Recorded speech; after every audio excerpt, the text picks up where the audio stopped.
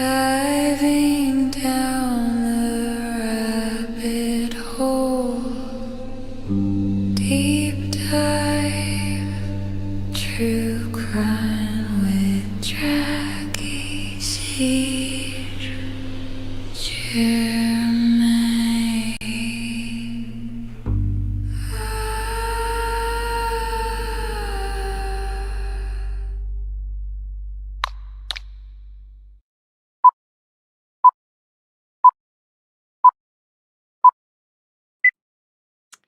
Hello.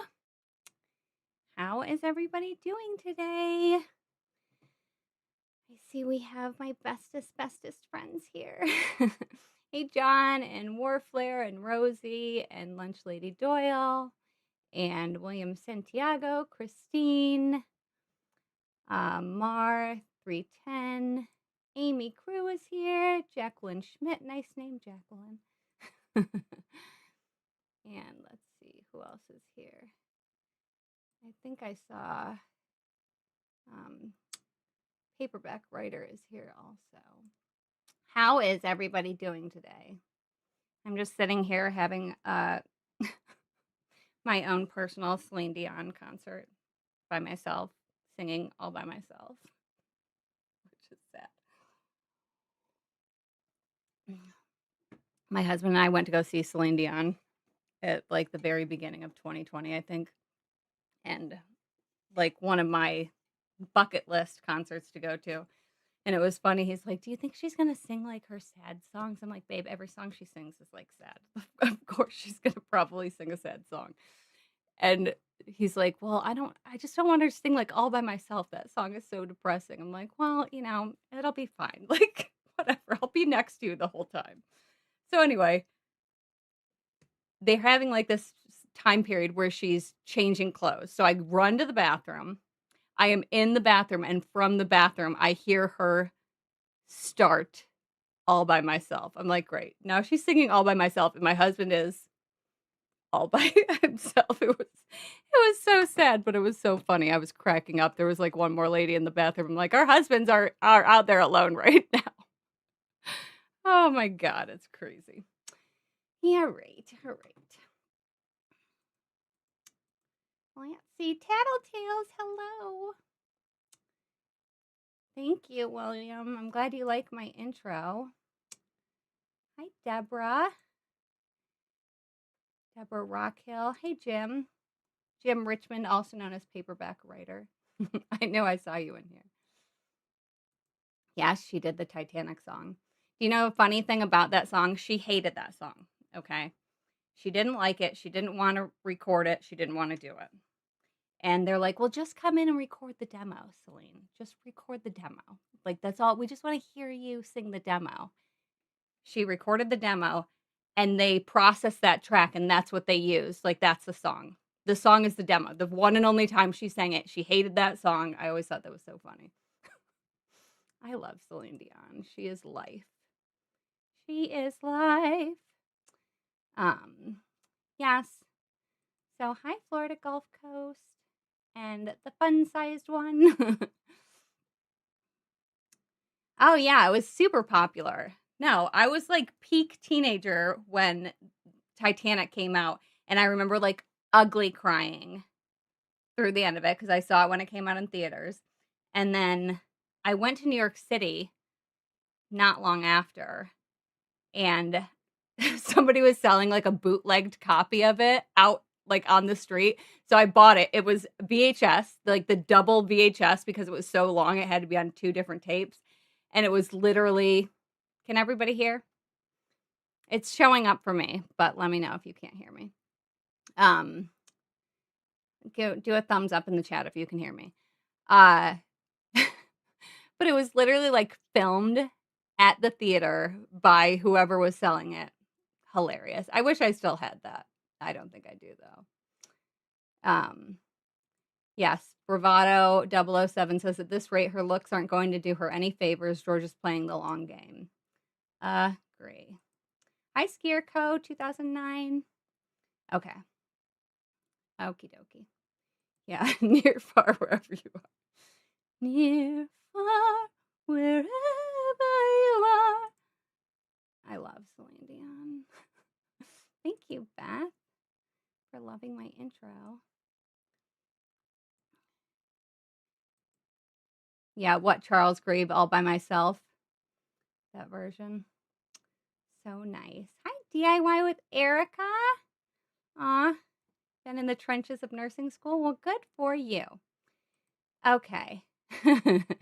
All right, so Christine RBK8TR, she says, this has been my question for a while now. Why did Georgia say that Wendi was a bad word right after Donna's conviction? She did not want anyone asking questions about Wendi. Why? So as soon as Charlie was convicted, as soon as he was convicted, she goes out, she does this little press conference. She gets out there. The very first question is, who's next? Who are you getting next? You know, like, let's move this along. And she answered that. She was like, I can't really talk about that, whatever. And then everybody was silent. Like, nobody had another question about that. So I think she was just trying to, get everybody to at least ask another question other than the question that she knew that everybody wanted answered. Everybody wanted answered. And yes, exactly, Amy. She said at the very end after Charlie's conviction, she says, stay tuned, because she was going to arrest more people. And what did she say after Donna's conviction? Who asked it? I think it was Joel from STS. He says, should we stay tuned? Meaning, are you going to go get Wendi, Harvey, etc.? And she says, I guess you can stay tuned. So stay tuned, my loves. Stay tuned. Hi, Tally Gal. And hi, Heather in the library. Christine is asking, is it more because she knows that Wendi will never be indicted? I don't think so. I personally, obviously, I'm not a lawyer. I am not a prosecutor. I am not anything having to do with anything. I am just a person. I have this AI camera and I always activate it by moving my hands. I think that if we were really going to never see a Wendi indictment, we would hear about it. I think they would come out. I think they would make an announcement. I think they would want to get everybody off of their backs because of this and say, listen, we're done here. We've, gotten everybody that we're going to get.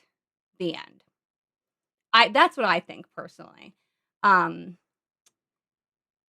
I understand I understand the lack of faith, but we also have to remember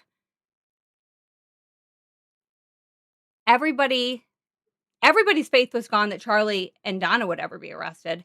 And it was flat out said by the district attorney at the time that none of the Adelsons will ever be charged for this. Like, we're done here. We're done. We caught the guys that did this and we're done here. And nobody ever thought that Charlie would be arrested. Nobody ever thought that Donna would be arrested. And we waited a very long time for that to happen. So as much as it is to sit here and wait and to think, okay, what in the hell is going on? I think that we just need to still be patient because I don't feel like we are at all over with this. And Kate, Coco, you have a great point. She says, if Donna hadn't tried to flee, I wonder how long it would have taken for them to arrest her. Well, I actually have a clip of this in my timeline video that I did on this. And Jack Campbell said, literally, this didn't change our intent, but it changed our timeline with her fleeing. So basically, they weren't planning on going and getting her immediately. Okay, Donna. So, and because that happened so quickly, and because this has been, Sigfredo and Katie's trial and Katie's retrial took so long that I think everybody is just kind of, I think our timeline is kind of skewed for when we think something's going to be happening, with her. Yeah. But the fun size one says, "I agree, Jackie. No, everybody is up their butts and around the corner about this." I know, and I completely understand everybody losing faith. I completely understand everybody getting sick of this. And no, we do have to talk about something. Deborah Rockhill. She says, "Okay, no new info then at Jackie St. Germain." No, we do have some things to talk about. Okay, good. I'm glad you can hear me now. Florida Gulf Coast. Hi, Nikki Fraz. Okay. Yeah, Skier Coast 2009 says, "I think they can play the waiting game for a bit. I think they have her exactly how they want her, worried, sick, and always watching her back." Exactly. Lunch Lady Doyle says 2 words, spazzy lassie. All right. Yes. Okay. So I do have some new info, and we will get to that in just a second. Yeah, Jim Richmond. I know, and I think a lot of people agree with that as well. And I've got a little bit to touch on this. Jim says that they just don't think they had enough on Wendi. I wish it was different. Eric says, "I want to see the Wendi and Shrek Strata wedding photos." Are they married? I don't know. Texas, depending on what state you live in and what state you get married in, that is not always public information. You can't always look that up. So not sure. Hi, John. I have been good. How have you been? Okay. Yes. Hashtag arrest Wendi. 100%. Okay. So let's just get into this. Let me pour some more of my caffeine so I can be jacked for this. Okie doke. Let me take a sip. And a breath. Okie dokie doke. I agree too, Christine, that they have enough on Wendi. And I feel like the Markells probably know more than we know. Obviously, I don't know what they know. I'm just assuming that Georgia's keeping them, at least saying, "You can keep your hopes up or we're done here." I think at the very least, Georgia has enough respect for the Markells to let them know, like, hey, just wait still. And Ruth Markel said something very interesting she went on Joel's channel on Surviving the Survivor. He had her on as a guest right before Thanksgiving.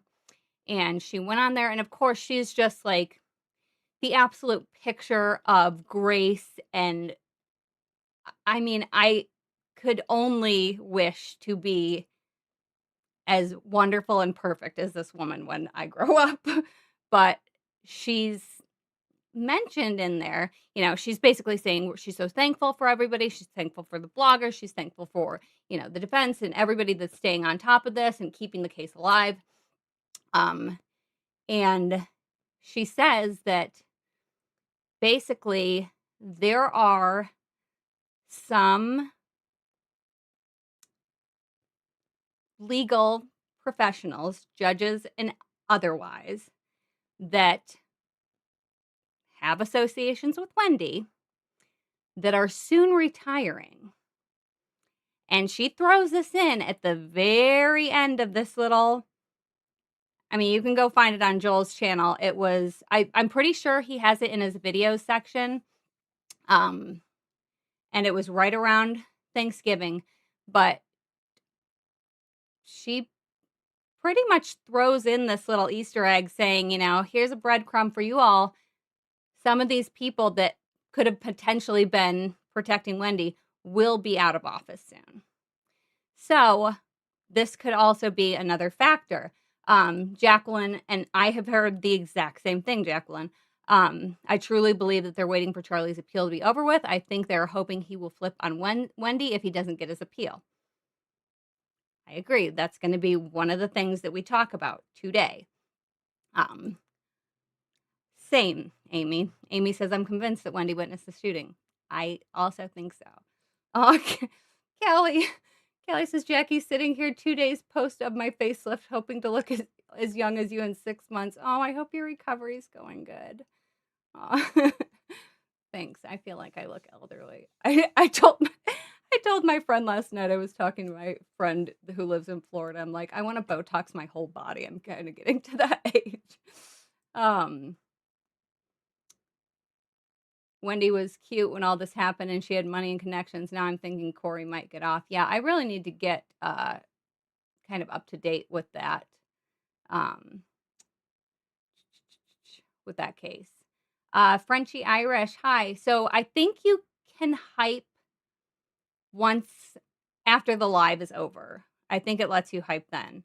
I don't know if I have to like change it into a video. I've been doing that with some of my lives, going in and like doing like a second, cutting off at the end and then putting it so it's on my video tabs, because I feel like a lot of times, like in the lives, a lot of people don't realize that it's like a whole separate tab on the top of the page that you have to go like specifically to find lives.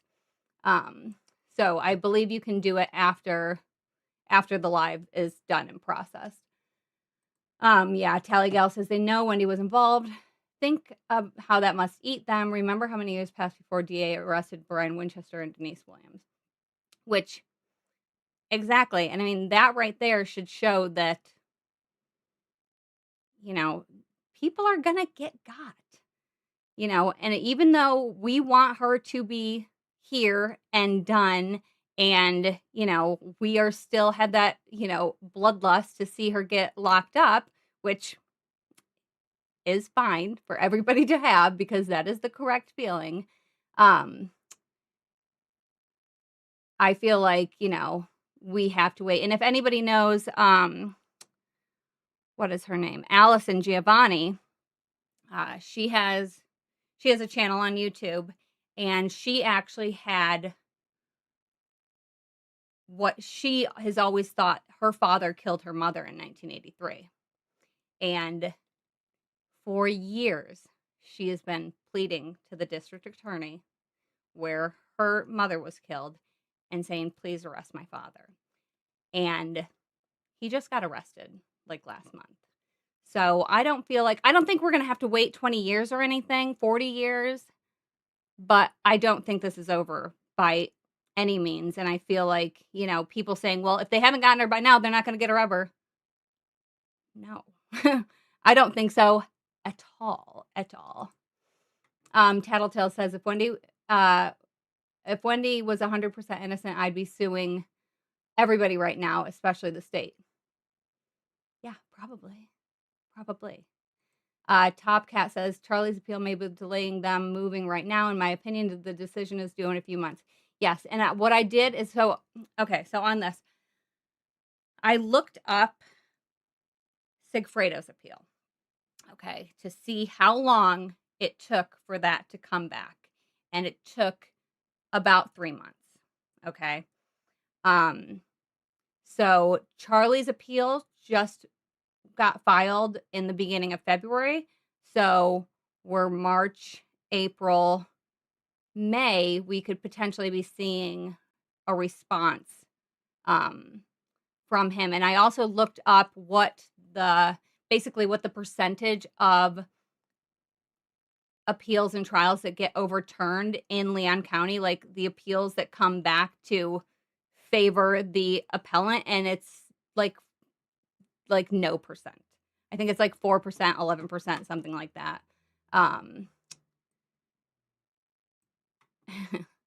So I don't think he's going to get it. Charlie has said himself that he doesn't think he's going to get it. I mean, you have to have very, very egregious, obvious, things go wrong in your trial for you to actually get this overturned. And I don't think he has a leg to stand on, and he doesn't either. Like, he's already said, this is probably a long shot. I don't really think that, but what obviously you have to try, because that's one of the things you have to do. You have a certain, amount of time to file this appeal. So go ahead and file it and, hope for the best, which the best is not going to come to you, Charlie. you might as well just get yourself a boyfriend and hold tight because that's gonna be the best that you can do. All right, hold on. All right, so yes, the fun size one. That is why my thumbnail says Wendy is watching because she is, and I know it, and I have proof that she is, and I'll talk about that in just a second. The fun size one said, "Do you think that she has a fake name and watches anything on her and her family?" Yes. Not only do I think, I know. Okay. Hi, Karen.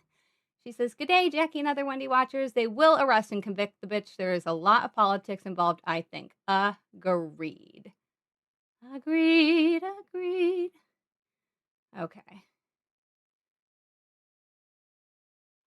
Yeah, John says there is as much or more evidence against Wendy as there is against Corey Richins. Difference is Idaho is not too chicken shit to try. I'm going to get on with it, Lori. Well, I'm also trying to, interact with you guys, including you, my friend. And if you have the time, then just sit here. I'll get to it. And if you don't have the time, you can just come back and fast forward through all this nonsense because I talk to my people. I'm sorry. Because where there's days where I don't get to really talk to anybody when I have just all this stuff planned out, I feel sad because I love you guys. Hi, Brandy. All right. Yes, the long game does suck. I hope they move on so Professor Markel's family can have full closure. Agreed. And there's no way Wendy wasn't involved. Agreed. 100% agreed. Yep. No statute of limitations. Okay. So let's go. Let's talk about this. Thank you, Amy. And I appreciate you. I appreciate you on here. And let me tell you something. When I'm watching a live, usually not when it's live, but if I'm watching a live after a rewatch of a live, it pisses me off too. I'm like, can you just shut up? Stop talking to your people and just get on with it. So whatever. I'm a hypocrite, I guess. Okie doke. Yay. Thanks, Denise. That my lives make your day. Okay. So we have some new information to talk about. Wendy is watching. Okay. And let me give you a little insight on how I know about this. Okay. So I have spoken to not one, not two, but 3 YouTubers in the past 2 or 3 weeks that have gotten cease and desist letters from John Lauro. Okay. I'm not going to mention who it is. That's not my spot to say. If they want to talk about it on their channel, God bless them. But how do they know who's talking about Wendy if they're not looking to see who's talking about Wendy? All right. So they're definitely looking. All right. And this is so pretty much all 3 of these letters are complete copy paste of the same letter. Okay. And a cease and desist is not a legal filing. A cease and desist, you can pretty much, your lawyer will write it up. They will send it to anybody for any reason. They will think of some sort of obscure law to try to threaten these people with. And, it really, you can wipe your ass with it pretty much, unless you're actually doing something that is a violation of, okay, so this is what it says. Okay. So the first thing that they're accusing everybody of is, it says, "We represent Wendy Adelson, whose name, image, and likeness you have unlawfully used and exploited for commercial purposes in violation to her right to publicity, right of privacy, and other privacy torts articulated in the reinstatement second of torts, blah, blah, blah, blah, blah, in the statutory law of multiple states." Nobody's talking about information that's not already public. Every picture that is used, every quote that is taken has already been out in the public for years and years, okay? It's been published already. It's been published in newspapers. It's been published on court TV. Nobody's getting new stuff and bringing it out and telling everybody about it, okay? 1. Through your YouTube and social media content, you have unlawfully promoted the sale of merchandise that depicts Mrs. Adelson. Who's done that? I'll wait. Who's selling Wendi t-shirts? Who's selling t-shirts with Wendy's face on it? Now, yes, do I have a sweet little subscriber that has sent me a mug that says, "Call me Jill"? Yes. Yes, I have. None of the YouTubers, though, that have gotten this letter, some of them don't even sell merchandise at all. And nobody's selling merchandise with Wendy's likeness on it. Okay. Thanks. So it says, immediately cease and desist any and all use of Ms. Adelson's name, image, likeness, and all other recognizable aspects of her persona, or we will pursue all available legal remedies you want. Because nobody's doing anything. Nobody's doing anything. Yeah, and if Christina is in here, feel free to post your mug link. In addition, your continued online harassment of Ms. Adelson violates YouTube's policies. Okay.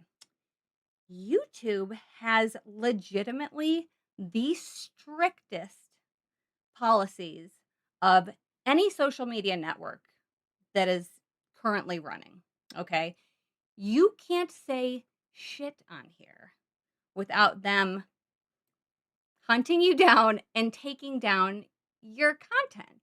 Like, if you're actually bullying and harassing somebody, they run everything through AI. They have transcripts of every single video. They are looking at every video with AI, making sure there's no harassing or bullying depictions in the videos. Nobody's harassing Wendi. Not these 3 people, not me. I'm sorry that my opinion of her is not very high, but I'm entitled to have my opinion of Ms. Adelson, as is everybody else. She is a public figure. She has been listed by the state as an unindicted co-conspirator to this crime that has now been ongoing. We're coming up on 12 years. Sorry that we're talking about it, but we have every right to. No one's harassing her. Nobody's calling arms to I'll post the cup link in the description when we get off the live. Nobody's harassing Wendi. And you know how I know? Cuz almost all of us have had her phone number, her home address, all of her emails for years. And not only that, nobody's doxed her. We could have. Anybody. We've had all of her information. I have her 2 cell phone numbers. I have her 5 email addresses. And we've had her address. And never once has anybody said, oh, this is where she lives. Go see her. Go find her. Go to her kids' schools. Like, we're not buckets of scum. Okay? Yes, we are speaking about her. We have every right to. This is a public case, and we are stating opinion-based content about her. Sorry that it's not in a good light. Don't be a murderer if you want people to like you. People like me, I've never killed anybody, and I never will. So there you go. There's just a little life hack for you, Wendi. Don't be a piece of shit, and then people will like you. Okay? It's super fucking easy. Yeah, okay. All right. So hold on. Okie doke. So it says, This could be deemed a violation of federal and state statutes prohibiting stalking, harassment, and threats. No one's stalking her, nobody's harassing her, nobody's threatening her.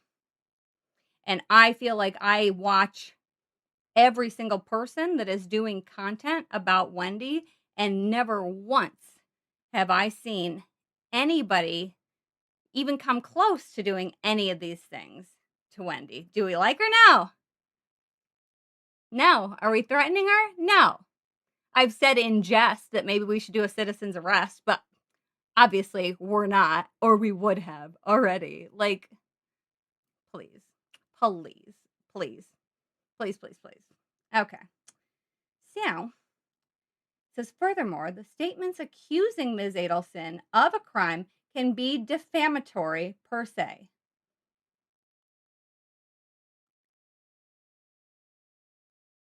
The state accused her of a crime. They published the accusation that they think that Wendi has culpability and knowledge, interaction, some sort of tie to this crime. Okay. We have every right to say, okay, we've gone over the evidence and we agree. She likely does. Nobody's saying that she 100% is. But in our opinion, yeah. Yeah, you probably had something to do with this. Yeah. Because everything that you've said is shady as shit and doesn't match up. I have 9 kids. You know when they're saying something that doesn't make sense to you and you can just feel that it's a lie? You don't have to know.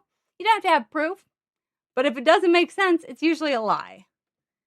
And your whole blame it on the rain and a fallen tree and downed electrical lines for the reason why you thought that there was crime scene tape and a CSI van at Dan's house when you drove by there?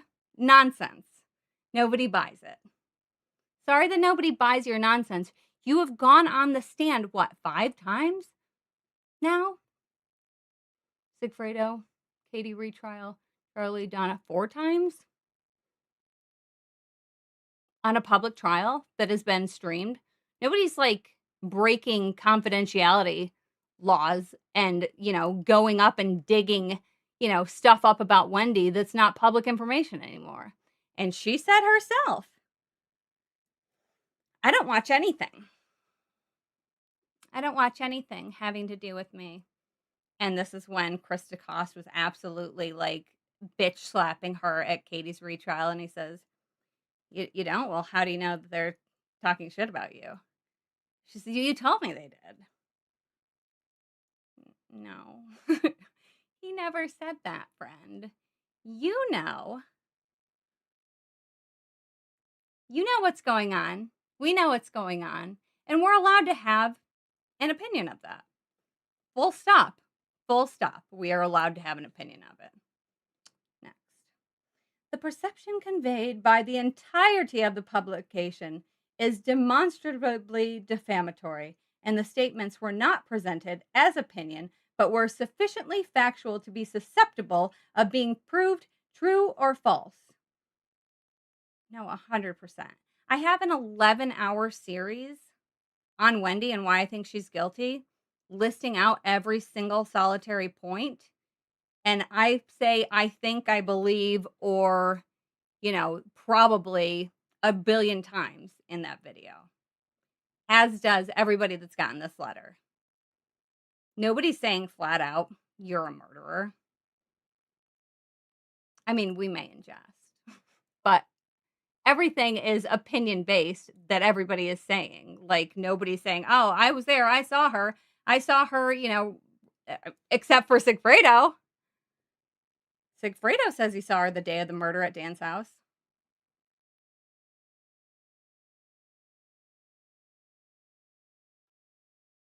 In his publicly published proffer. So if anything is being repeated, blah, blah, blah, sorry about it, but it is what it is. Like, you're in a publicly very long and involved case, and people are going to speak about you. 100%. Sorry that you don't like it. Sorry that you don't like it. Please remove this content immediately. What content? Everything that anybody's ever said about Wendi? No. And cease any further publication or reposting of it or similar content relating to Ms. Adelson's personal life and her family and friends. Should you need any additional information or wish to discuss this matter further, please do not hesitate to contact me. Sincerely, John Lauro.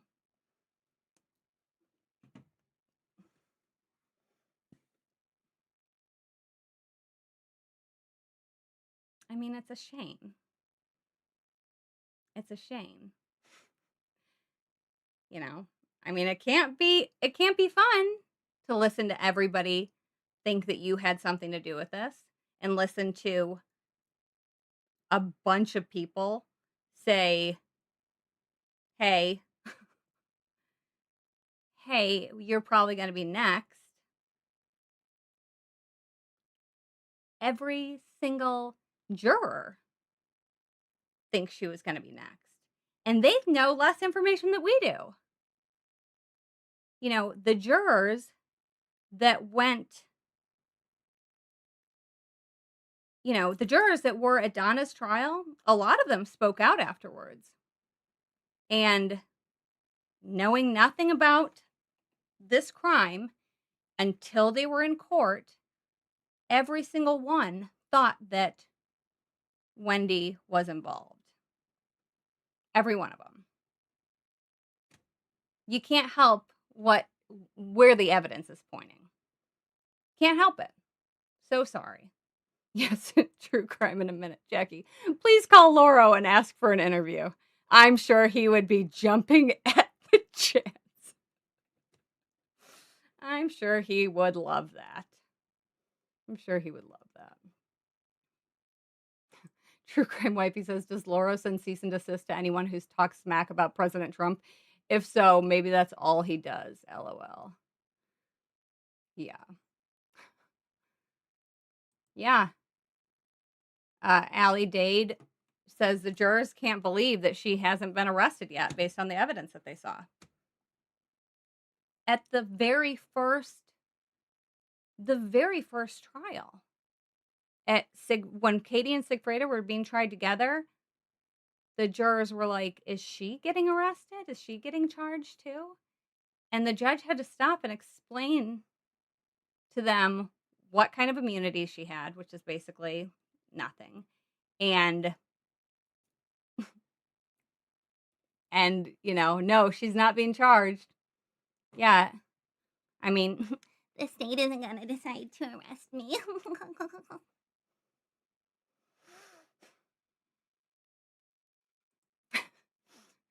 Leslie, True Crime in a Minute says, I think Wendi was upset when I said I would print photos and mail them to Charlie. I mean, Florida is a very, very open state when it comes to criminal records and information. When I put in a FOIA request, I got a ton of stuff back from them about Wendi. Sorry, I didn't mean to shake my entire computer. Yeah, and speak less. Yes, this is a letter from John Lauro, which is Wendi's lawyer currently. Hi, Mrs. Jim Morrison. I hate that everything is political. Are the Adelsons on the Epstein list too? I mean, with her career choice and Charlie's taste, I wouldn't be surprised. I mean, who have they paid off? Likely everybody. And they were very likely, in my opinion, in Willie Meg's pocket when he was so brazenly saying the Adelsons have nothing to do with this. They will never be charged. We will never go after them. We have our, you know, the people that have done this that are responsible are in custody already. Ba, ba, ba, ba, ba, ba, ba, ba. Yep. Yeah. I mean, and this is all stuff, Top Cat, that we have a right to. Wendi would be really pissed about all the FOIA digging and the party pics as well. It's nothing that anybody is obtaining illegally. We are asking law enforcement under a Freedom of Information Act, and we're sharing that information. There's nothing wrong with that. And then there's nothing wrong with speculating what we think from the information that we have. And I'll be next on this list. Yeah, no, Wendi doesn't watch the media. Exactly. Exactly. So how does she even know about this? Crazy. Crazy. Okay. So that's that. I mean, I feel like, you know, in my opinion, she is, stretching her legs while she still can. Cuz she can't be there's no way that she is so delusional that she genuinely thinks that there is no chance of her getting arrested. I mean, we can just see the difference between when she went on the stand and Tara Kawa says, you have immunity, but like you don't have full immunity. You could still be arrested if the state decides to charge you with this. And her little the state isn't gonna decide to arrest me.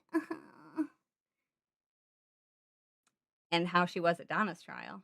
She was a different lady at Donna's trial. A little more scared, thinking that, maybe the hammer's gonna come down a little quicker and, and Donna, I mean, we have and, Mentor Lawyer has the entirety of Donna's 2014 planner. He was able to get a full copy of that planner, and I haven't checked, I watched the live the night that he got it, and I haven't, looked back to see if he's posted any more about it. But the fact that Donna still had a planner from 2014 in her possession. Why? Do you know what else Donna had in her possession? Cell phones from 2014.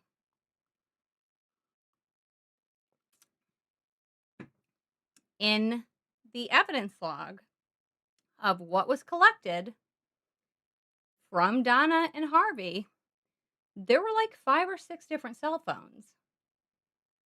And one of them was an iPhone 4, which is what she would have had in 2014. And I know on a personal level, I have friends that are like, I would never turn my phone in because I don't want people to see what I have. So I'm just going to put this in a drawer to protect, whatever I have on this phone as if it's not all uploaded to the cloud anyway. But I very much think that Donna is that type of lady that she thinks that, well, let me keep this. I got to keep this because the little baby Wendi, she's all over this. She's all over this. My family is cursed. Yeah. Where's the proof? The proof is in the planner. I know. Eric Norgard, I said that too.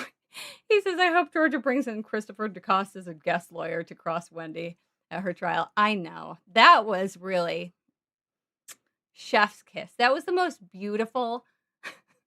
I mean, I made a whole like remix about when he starts going in on her and she's just sitting there because she is so used to being able to control men, especially with, her sexuality, her looks, her manipulation tactics that she has been using for years and years and years. And the fact that a man was saying this to her, I think was extra cutting because she's used to being able to control any man. I mean, look at poor Jeff Lacoste. She had him whipped, completely wrapped around her finger. And he's like, what did he say? he says, um, you can't protect yourself and your brother, something like that. And hey, Christina, post your link to your mug, your mug link. I was just holding it up. She's like, what, I don't even know what you're saying. He's like, well, then why don't you just come out? Just tell this jury that you're guilty. Tell them that you're guilty. And he's got this like Boston accent that starts to come out. Hold on, let me find that because I made it into a short. Please hold. It's too funny. No, that was like the absolute best. The best thing. What's it called? Okay, here we go. All right, hold on. Whoops, not that. I don't have a guest on, friend. Okay. If you're looking for it, it says how DJs be putting anything before the beat drop. I don't know anything about. If you're not going to say all of that and finally give the truth, why don't you just admit to this jury that you're guilty? Why don't you just admit to this jury that you're guilty? Why don't you just admit to this jury that you're guilty?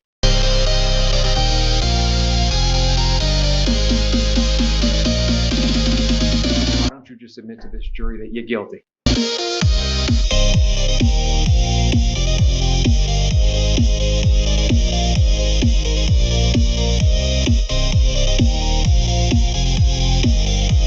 Why don't you just admit to this jury that you're guilty? Because I'm not guilty. Brief moment. I got nothing further. Redirect. I don't know any. Wendy, what are we going to do with you? Why don't you just admit to this jury that you're guilty? Why don't you? The question we're all asking. I can't. It's too funny. It's too funny. And if you haven't seen that entire interaction, it's worth a go. If you just type in I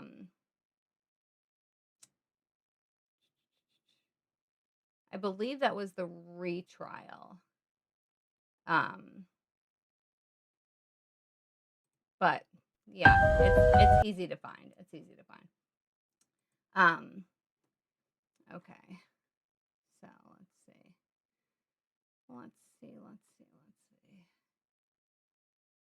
Oh, yep, that's the next thing I want to get to, Top Cat. Thank you. Thank you. Thank you very much. Okie doke.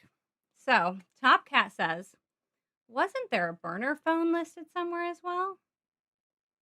Yes, there was. Okay, so we have on here, let me pull this up. Hold on, guys. Okay, so this is a discovery. Like this is for a discovery request from the state, a request from the defense. Okay. And we have here a list of call detail records. All right. And this is what has been shown at every trial. This is when, who the heck is it that gets up there?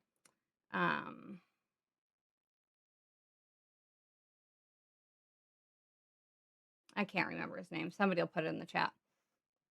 But the guy with like kind of the flat top, spiked gray hair, his name leaves me right now. But he's up there basically to introduce all these call detail records. This is how they know where Wendi was the day of the crime.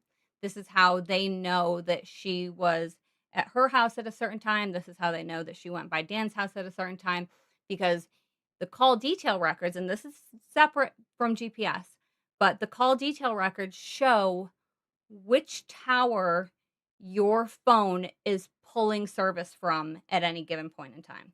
So she is on the phone with again, I'm sorry. I'm like, obviously, I've had a stroke in the past 10 minutes and can't remember anybody's name. But she's on the phone with her friend, this guy that she claimed was in Europe, even though the number is a Boston area number.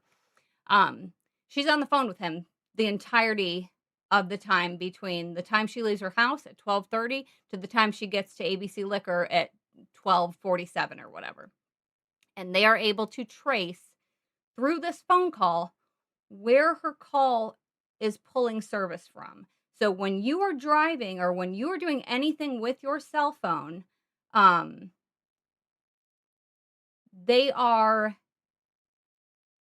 your cell phone is pulling the data information from somewhere to be able to have service. So it's going to pull from the closest tower 99% of the time. And they're able to watch where she's going via the towers through this phone call. So this is all through the call detail records. So they have all the call detail records and they start this list of people that they had this under. And they have Wendi at the very top, Jeff Lacasse, because, he was also a suspect in the very beginning. So they, have proof of where he was. Harvey Adelson, Donna Adelson, Charlie Adelson, Dan Markel, Luis, Katie, Sigfredo, 2 AT&T numbers, Darren Schwartz, Francis McManawa. They go on and on with all of these names and numbers. And then down here is a track phone.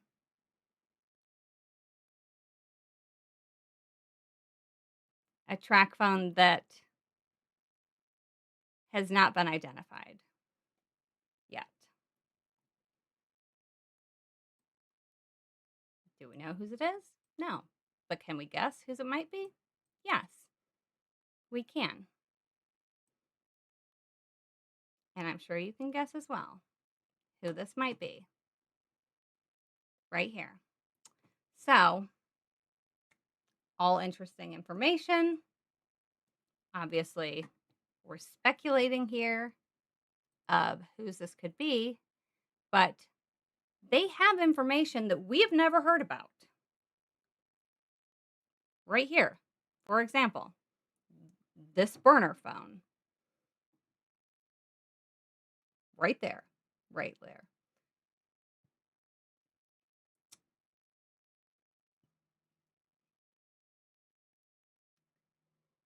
All right. Yes, that's a great point. Mrs. Jim Morrison, one of the many lies. She didn't have the money to buy the house. That contract was her telling her family it's now or never. And when she canceled that contract on the day that Charlie secured the hitmen, and she cancels the contract, what does that mean? What does that mean? What does that mean? And no, I did not notice that at Donna's trial they had one of their boxes on the desk of the defense team labeled Chris DeCoste. No, but that's amazing. That's amazing. Hi, with respect, mostly. All right. Okay. So I want to go. Oh, thanks, Christine. Okay, so I want to go and watch this video I made last year about Charlie. Now, the rumor is that the defense is kind of waiting out to see what Charlie's appeal decision will be. Sigfredo's appeal took 3 months to come back in response after it was filed. And we are already a month and 10 days into Charlie filing his appeal. He filed it February 3rd of this year, 2026. So I feel like that is a very plausible thing because I thought this last year. Okay. it was one of the first things I thought. When I heard the post-convictions phone calls between Charlie and Donna, and Charlie is absolutely going ham about the fact that Wendi went to this crime scene and getting more and more pissed over the course of one phone call. Over the course of a 20-minute time frame, he is getting more and more pissed the fact that Wendi went to the crime scene. And he is listing this as the straw that broke the camel's back that put him away. And he even says, well, if Wendi's guilty, I'm guilty.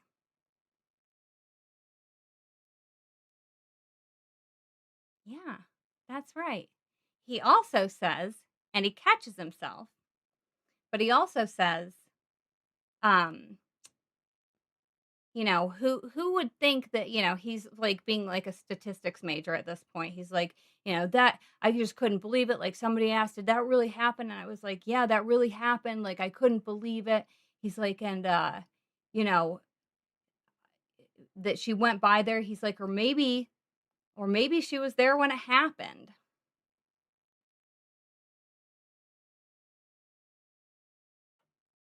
Maybe she was there when it happened.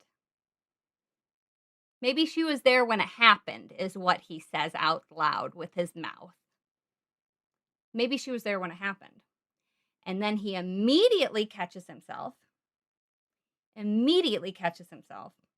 says, you know, like somebody's in like Manhattan and they're at a certain restaurant and they're just happen to be at the restaurant where somebody is killed and blah, blah, blah, blah, blah.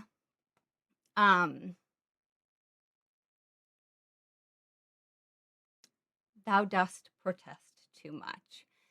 So I feel like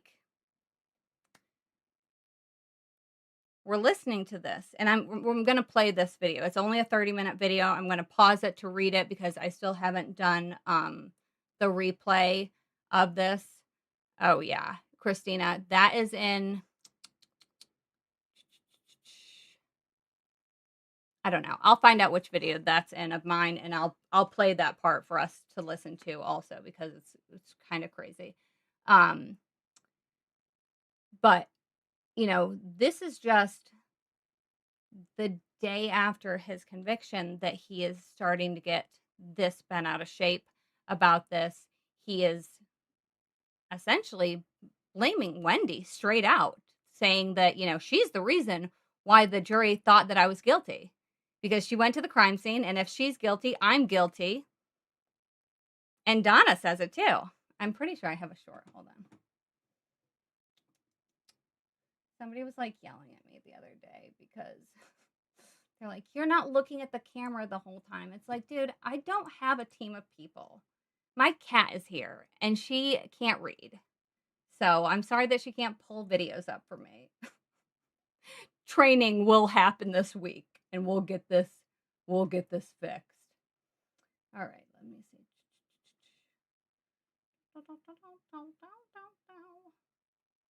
Okay, here we go.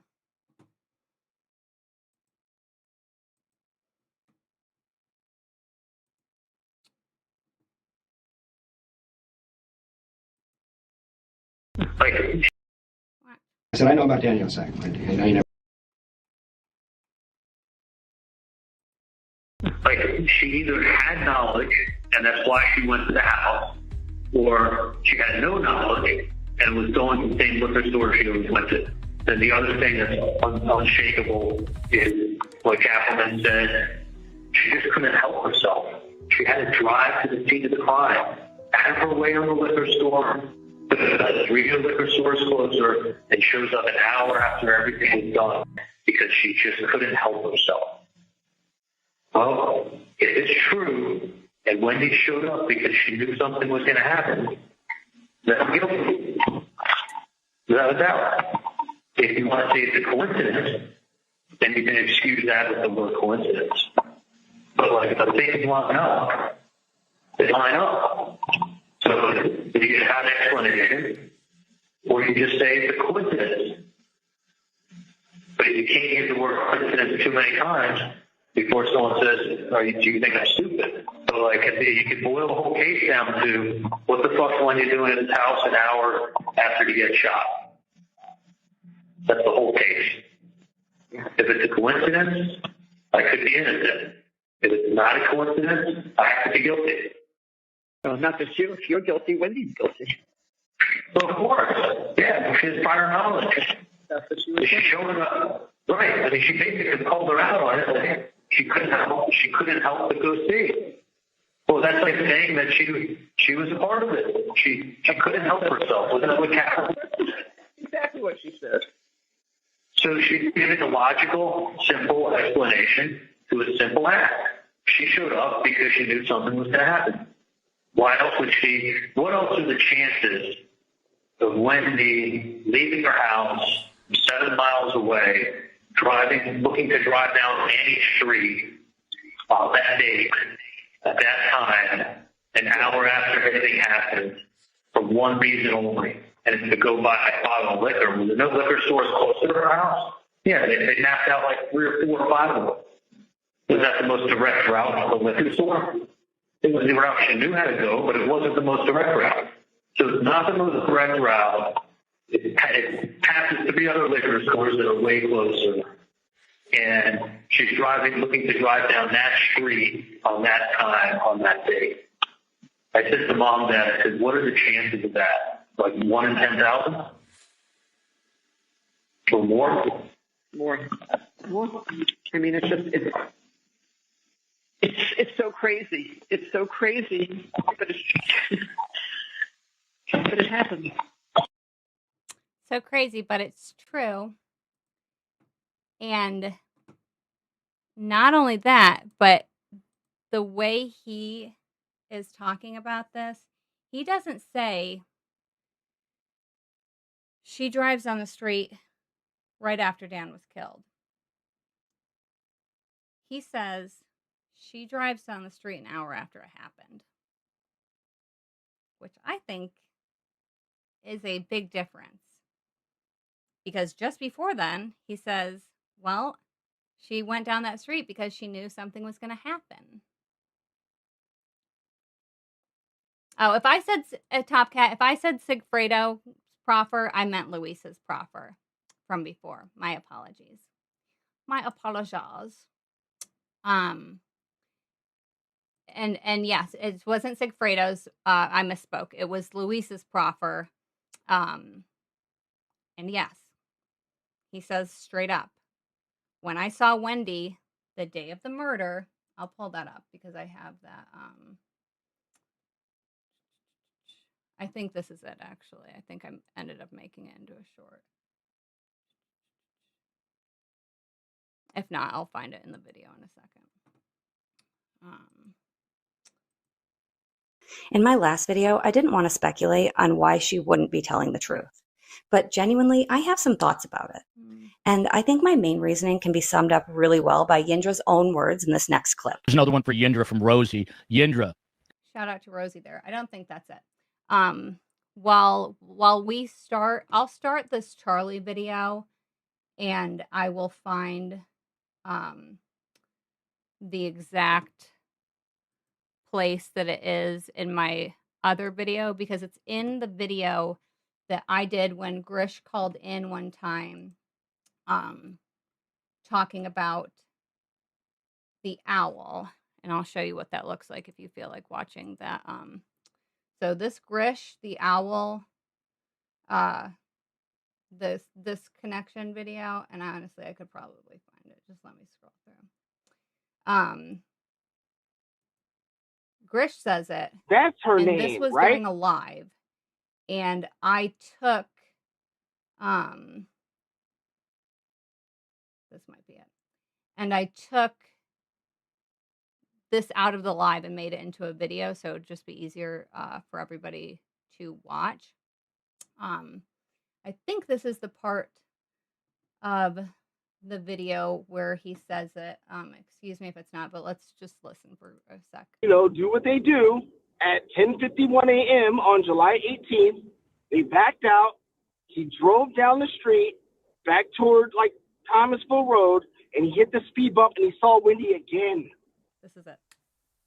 Stop. And The day of?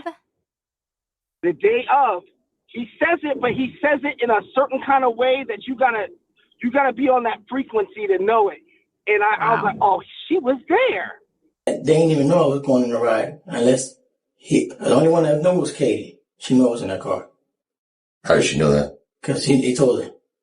He told him. He said it, but like none of the people in the room really caught it. Right. But he said it. And then he made it seem like, oh, I posted the owl on the Thursday. Threw a picture of the owl, like I told you. Posted on Instagram. He saw an owl, a bird. I don't know what kind. It sounded like a barred owl, maybe, that landed in the parking lot at the hotel and took a picture. Scared him. And what happened after you took a picture? What you did? I took a picture and put it on Instagram. And then what happened? Katie calls Doodle. Tell him to take that shit down. If he's stupid or what. So, I'm like, well, I took it down. I don't know if I took it down right away, but I took it down. So she like, why would he do that? He can't tell nobody where he's at. And in my mind, y'all be talking on the phone all fucking day. What the fuck you worry about me putting the picture on Instagram? Yeah, I put it on Instagram. She called in and told him to take it down. So I took it down. Nah, he posted it on Friday because when he drove and he hit the speed bump, he saw her again the second day in a row after he grilled Sigfredo and said, what is she doing up here?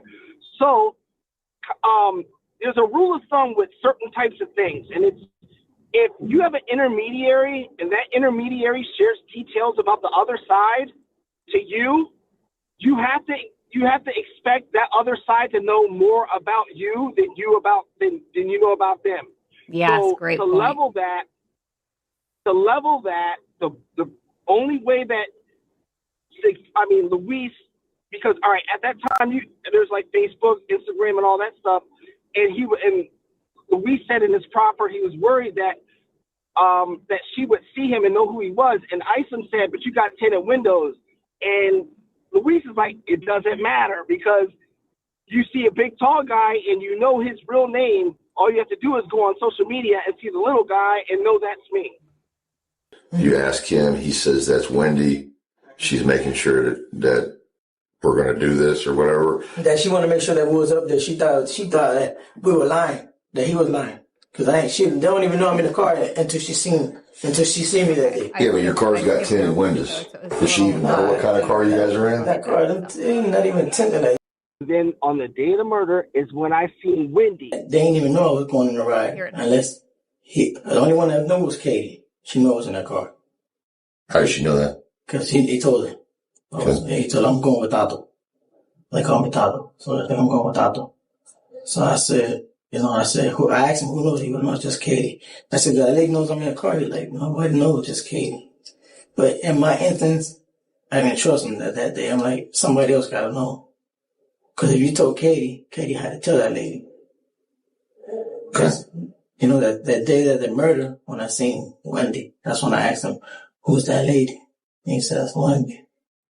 Oh, just Katie. But in my instance, I didn't trust him that day. I'm like, somebody else got to know. Because if you told Katie had to tell that lady. Because, that day of the murder, when I seen Wendi, that's when I asked him, who's that lady? And he said, that's Wendi. The day of the murder, when I seen that lady, Wendi, I said, who's that lady? Unbelievable. Unbelievable. Unbelievable. Okay. It's crazy. Amy, I agree with that 100%. And the live that I did 2 weeks ago, the last live that I did with Grish is really worth a watch, because there was this photo that was posted to Wendy's Instagram the day before the murder. And Grish and I were talking about this picture, and we were trying to find where this picture was taken. And Grish is like, I can tell by the shadow from the tree that this is a bonsai tree. Like, just absolute insanity. Like, his mind works in a way that I can't even comprehend. So he ends up finding, I mean, we were like all over Google Earth trying to find where this was, trying to line up because there's a building in the background. And Fancy Fiction had actually posted this picture to begin with. But she got it off of Wendy's Facebook. It was posted the day before. And come to find out, this picture was taken at the same place where they do this food truck Thursday thing. They do it, I guess, every Thursday, that they have a bunch of food trucks come in Tallahassee. It's right by, a specific lake. He was able to go back through the food truck Facebook page, go back to 2014, see what time they were there, and then from the picture, from the shadows, knew it was taken at 6 o'clock, right where this food truck is, and subsequently, coincidentally, the rental car is a block away from this place where she took this picture at the same day. The same day. A block away. And yes, True Crime Wifey is the real MVP because she lives in Tallahassee. She has put boots on the ground and has walked in the same places that Wendi has been.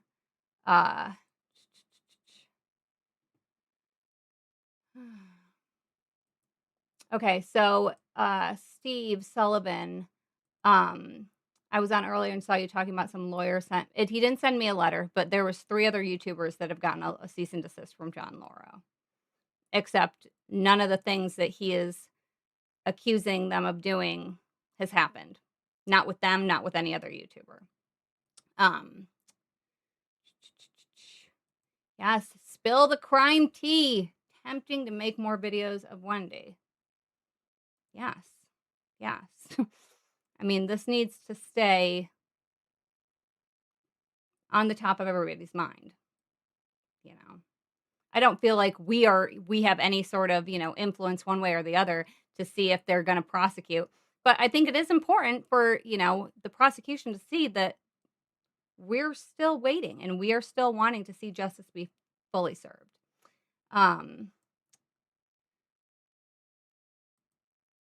Yeah, see, I haven't seen this this part of it. True Crime Wifey says it's in evidence that Lewis posted the picture on Thursday night while they were in Tallahassee. I still believe it's a sign to Wendi because Dirty Wendi wore the same shirt both days. Probably. And in that picture, you can't really tell what shirt she's wearing. It's a t-shirt, but you really can't tell the color. They're in a shadow. It's from a 2014 phone camera, more than likely. Mrs. Jim Morrison says, I'm a viewer of Carl's channel. His members are outraged and asking what we could do to encourage them to prosecute. He provided an option. What is he telling people to email?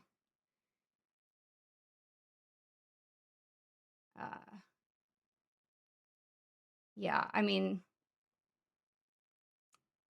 I don't think we are even almost over. Travels Ahead says Wendi was doing surveillance and involved constantly. She needs to be locked up. 100%. And there is an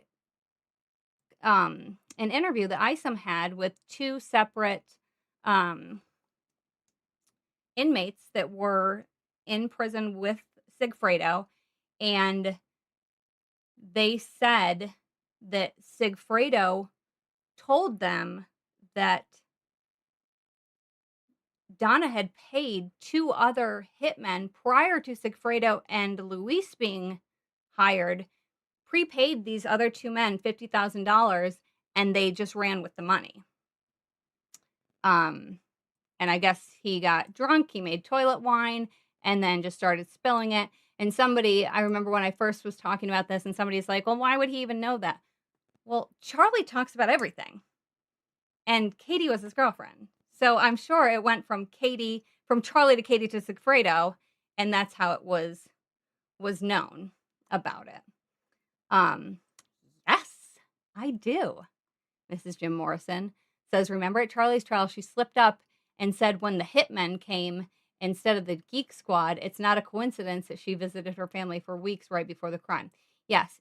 And I'm sorry that I haven't watched it yet. True Crime Wifey put up a video a couple weeks ago. Hi, Mr. C. And said that she thinks that Harvey was in Tallahassee the week that this happened. True Crime Wifey, if you're still in here, could you give us a rundown of that? Because I really apologize that I haven't watched that video yet. But she mentioned it when Grish and I were on live the other day, and I thought it was quite interesting. Quite interesting. And there's testimony in, I believe it's Donna's trial, that Harvey doesn't take his phone when he goes on vacation and stuff because his cell phone number is listed like on the answering machine at the dental office. So when he's on vacation, he just doesn't take his phone because he doesn't want to be bothered by any of this stuff.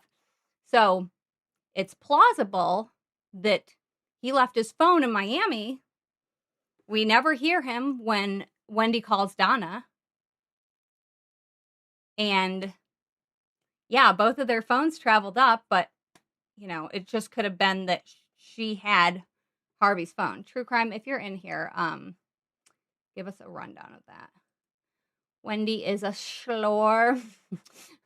80% CMOS says, I think she's going to use a Casey Anthony defense accusing either Charlie or Harvey. I mean, probably. Thank you, Leslie. I love yours as well.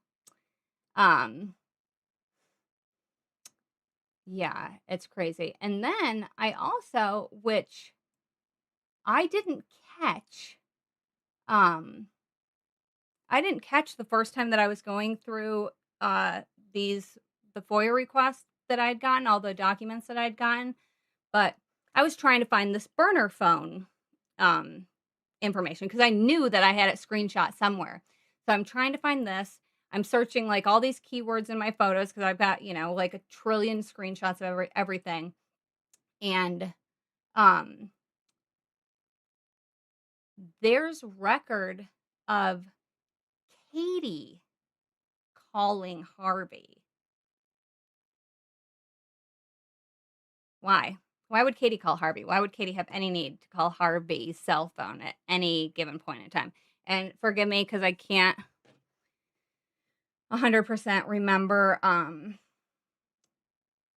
what date it was. Let me see if I can find it in my phone real quick. And sorry for not looking at you guys, but when I gotta look at my phone, I gotta look at my phone. And not like the word Katie is not going to bring up a quadrillion different things. I actually, you know what? That's a lie. I think I know where I can find it. But yeah, so Ms. Kitty 183 says maybe they're waiting for Chuckles' appeal decision. That is the rumor. That's the rumor, is that they are waiting for Charlie's appeal to come back. All right, let me see if I can find this, guys.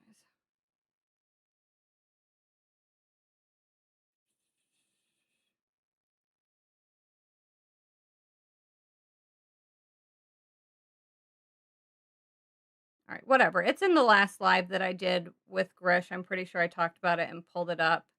That it's basically in the timeline of events that Katie called Harvey's cell phone at one point. Why? Why ever? That's fine. Feel free to catch up, Miss Kitty. We appreciate that you're here. Okay. So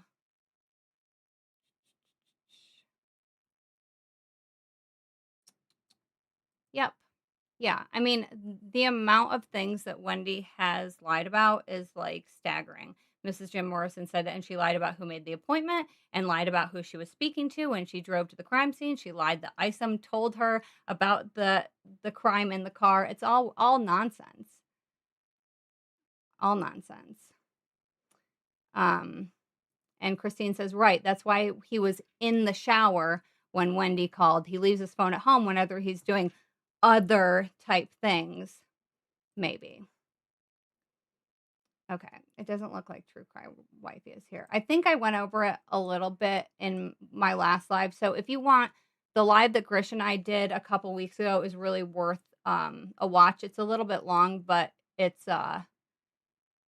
pretty good. Okay, Jolie says Donna is said to have dropped off the money at Charlie's and they drove up to stay at a hotel that night.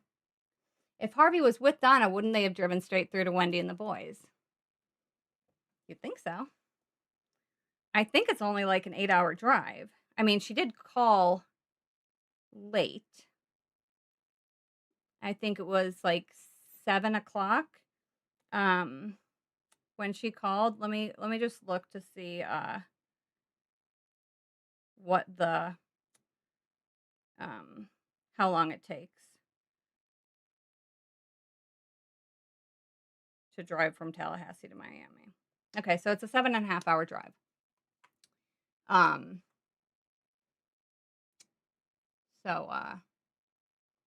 Yeah. Nope. Steve Sullivan, I can't imagine the stress of that either. He says, I can't imagine every waking moment the next knock on the door could be police. Yeah. It's crazy. Yeah. Yeah, I know, Christine. When I have Grish on for a live, it's always interesting and a good 3-hour show. I know, we were both like, we have to go. He was texting me. He's like, I've got to go soon. I'm like, yeah, so do I. My kids actually came in the middle of it. Okay, so let's go ahead and watch this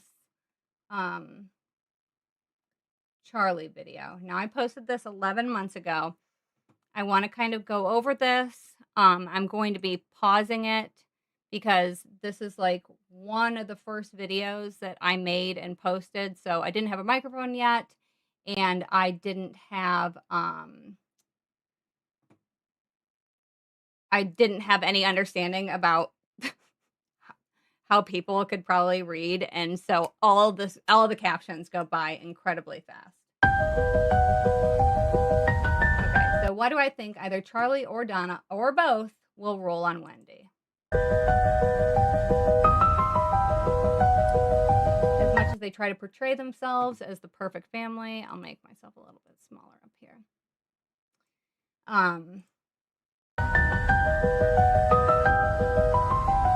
They are anything but, and the cracks are already starting to show.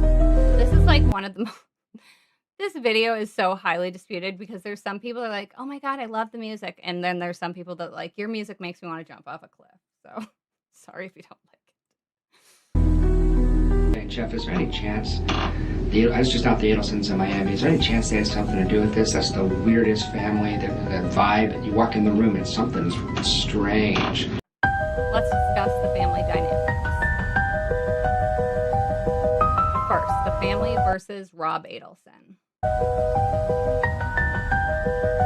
One thing Dan may not have fully realized when he married Wendi is when you marry an Adelson, you're marrying all the Adelsons. Your family dynamic. It is your mother and father, Harvey and Donna. There's you're the youngest, Charles, and then the oldest, Robert. Right? Correct. And he's a doctor up in New York. Correct. Now, the government asked you about the relationship, and you're like, we don't talk much. It's actually much deeper than that with Robert, isn't it? We don't talk. At all. At all. And the reason is because your parents were so difficult about the woman that is now his wife. That is not the reason why we don't talk. I'm not talking about the reason why you don't talk. Let me clarify. The reason why your parents don't talk to him. That's not the reason why they don't talk to him. Are you saying to this jury that there wasn't a problem where they outright objected to his marriage of a woman that was not of the Jewish faith? That was initially what happened, and then there was actually a beautiful reconciliation, and they're very happy about the marriage. Robert and his wife, not your family. Robert and his wife and our family were very happy about Robert's marriage. So what happens is that Robert is in love with a woman. Your parents object. He breaks up with her and then dates a Jewish woman, right? And then they got married and divorced, and then he got back together with the person he wanted to be married to. Yes. With his true love. Yes. But there was a lot of tension in your family because of your family's involvement in the kids' marriages, right? Yes. In total, there were 3 Adelson kids: Rob, his younger brother, Charlie, and Wendi, the baby of the family. I'm the oldest, and then my brother behind me, and then I'm 6 years older than Wendi. Rob Adelson. Rob's in his mid-40s. He's a physician. And he's the only one of his immediate family that doesn't live in Florida. In part, that's because of something that happened more than a decade ago. At the time, Rob was doing his internship in Texas. He met someone and fell for her hard. So beautiful. But there was a problem. After maybe about 8 or 9 months, he said he had something to tell me, that we had to talk, and I didn't really know what it was going to be. The problem was Donna and Harvey. And basically, he said that his parents just couldn't accept him being with someone who wasn't Jewish, and that he'd have to break up with me, that they literally said it's either her or them. It was that simple. Haritha was not Jewish. Huh, okay. And was that explicit? Yes. Rob was stuck between the woman he loved and his family. And so began a painful series of breakups and reconciliations. He was very close with his parents at the time. So we proceeded to break up and get back together, and break up and get back together over the course of another 1.5 years. For someone like me who, I was extremely, probably overly close with my parents, pleasing them, mattered a lot. And my parents not put up multiple years of threatening to disown me, multiple years of angry, difficult phone calls, it never would have occurred. He actually got engaged to someone else, a nice Jewish girl from Dallas. His parents were much happier with that relationship, but it didn't last. I was very briefly married to someone else. I feel terrible for all the pain it caused anyone involved. There was a rapid, I believe, annulment. Haritha took him back, and they got married. And Donna and Harvey, well, they were at the wedding. They came around and told Rob, we've decided that it would be okay for you to be with her. And they really tried. We all tried for a fresh start. But he's like an outside, he's not really a part of the core family. They don't have a relationship, basically. Okay. And the impression is he's a guy who wants nothing to do with his family. There's something that happened in that house and he wants nothing to do with it. Okay. But there's something very weird about this family. There's some emails between us where when he visits the house, he doesn't even talk to the parents. There's just some sick dynamics. All right, so second, this is Donna versus Charlie. But wait, Charlie and Donna were so close. He thought the same thing until she went behind his back. So basically what I'm doing in this video is I am showing examples of the disloyalty to every person in this family.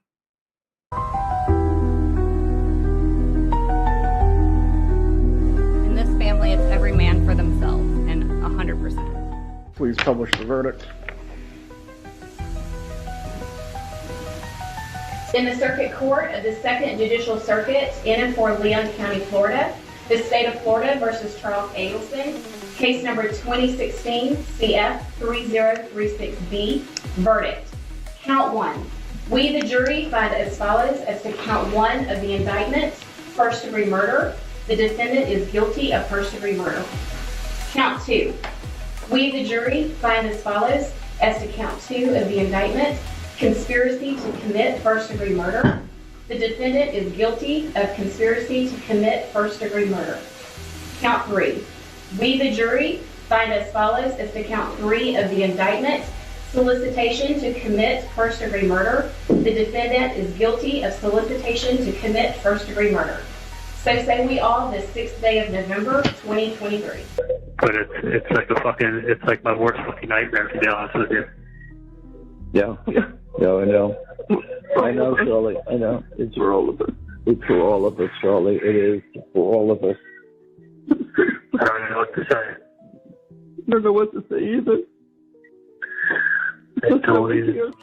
We're here, Charlie. We're here. And anything that can be done, we're going to try to do. You know that. No, I know. I love you guys. You're my parents. I know. I love you, Charlie. Yeah. Listen, we are obviously not going anywhere. So anytime today you just feel like picking up the phone, call me. We're not involved in anything but you, okay? Okay, so here we are, the day of the conviction and the morning after. And Donna's promising to be there for Charlie.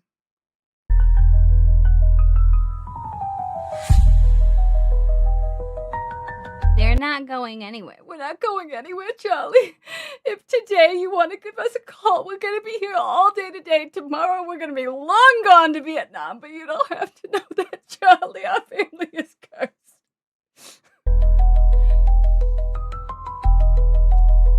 Yeah, the only thing they're involved in is Charlie, nothing else. Nothing, not getting visas as fast as they possibly can.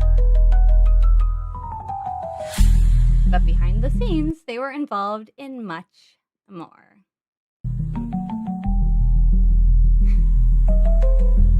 And in less than a week, if their plan went through, they would be gone forever.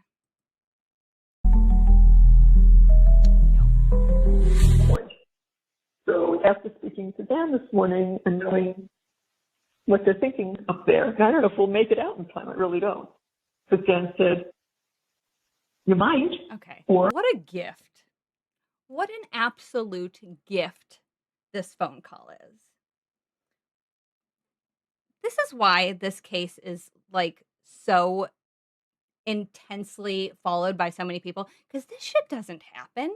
You don't get a jail recorded confession of what you are about to do to leave the country and keep yourself from being arrested. Oh, I'm sorry, to go take a relaxing vacation with a one-way ticket. Sorry. I just had to throw that in.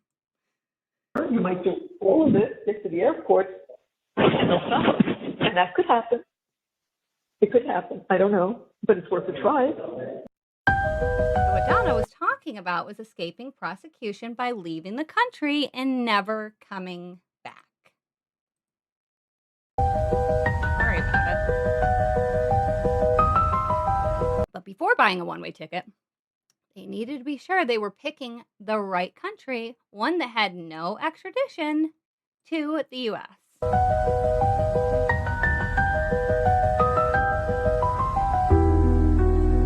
Harvey reached out to Scott Radius, an old friend of Charlie's, and Scott immediately tells the FBI about this conversation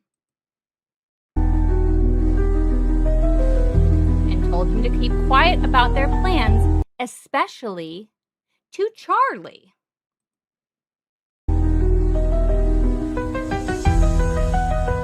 Okay, so Roberta Glass from Roberta Glass's True Crime Report. I got these. She did a live on this, so I pulled these screenshots from her video. Okay, so this is from Harvey at 9:31 p.m., November 7th.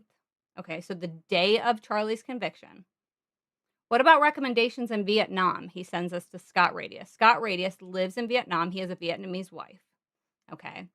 What about recommendations in Vietnam? And Charlie was apparently getting a villa built in Vietnam, but the way that the Vietnamese policies are, you can't own property unless you are a Vietnamese citizen. So the property is being built for Charlie, but is remaining in Scott Radius's wife's name because she is the one that has the Vietnamese citizenship. What city would be best for us? He sentenced right after.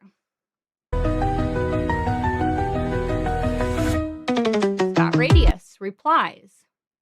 We would recommend flying in either than taking a domestic into a more peaceful location. The resort that our villa is in has others that are available for rent. Ours is just not ready yet. That could be an option. Now, at this point, I don't think Scott knows why they're asking, okay?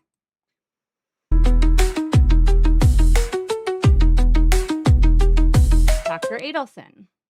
This is 2 days later. Donna and I will arrive in Saigon on Wednesday, 7:30 p.m. on the 15th of November, and we'll stay in city until the 20th. We have not made plans for the next city, which that's what you do when you go on vacation. Just don't make plans for where you're going to go. Some people might do that, but I don't see. With Donna, if you've seen Donna's planner, Donna's not the type of person to be like, let's have a fly by the seat of our pants vacay and just play it by ear when we get there. No. Most important for us is to be able to stay in contact with Charlie. I need your advice about extending Xfinity plans or to do something else. We are leaving Miami Monday night. Almost.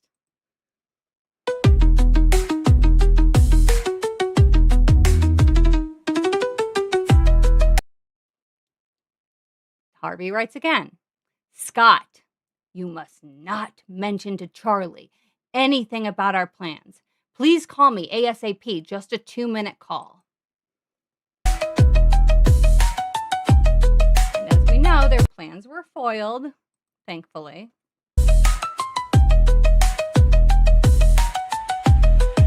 Scott didn't tell Charlie, but he did tell someone else, the FBI.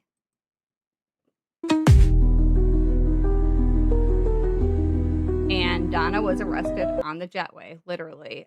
So beautiful.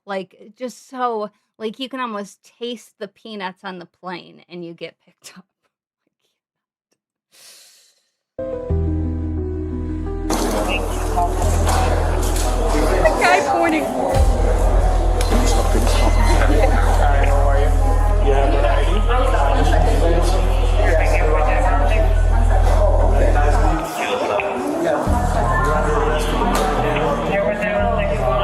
Here we go.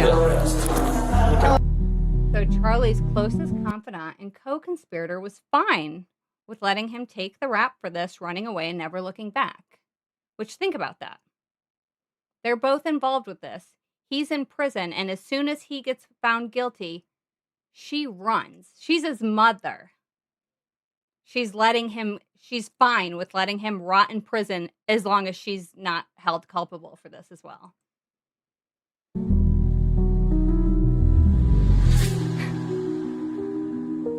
Charlie didn't take that very well, and soon he would exact his revenge. And in my opinion, I feel like this is why he waited until the night before Donna's trial was supposed to start to pull Rashi off of her case. Third, Charlie versus Donna. Ask you about some conflicts here. You were Donna Adelson and I believe Harvey's attorney first.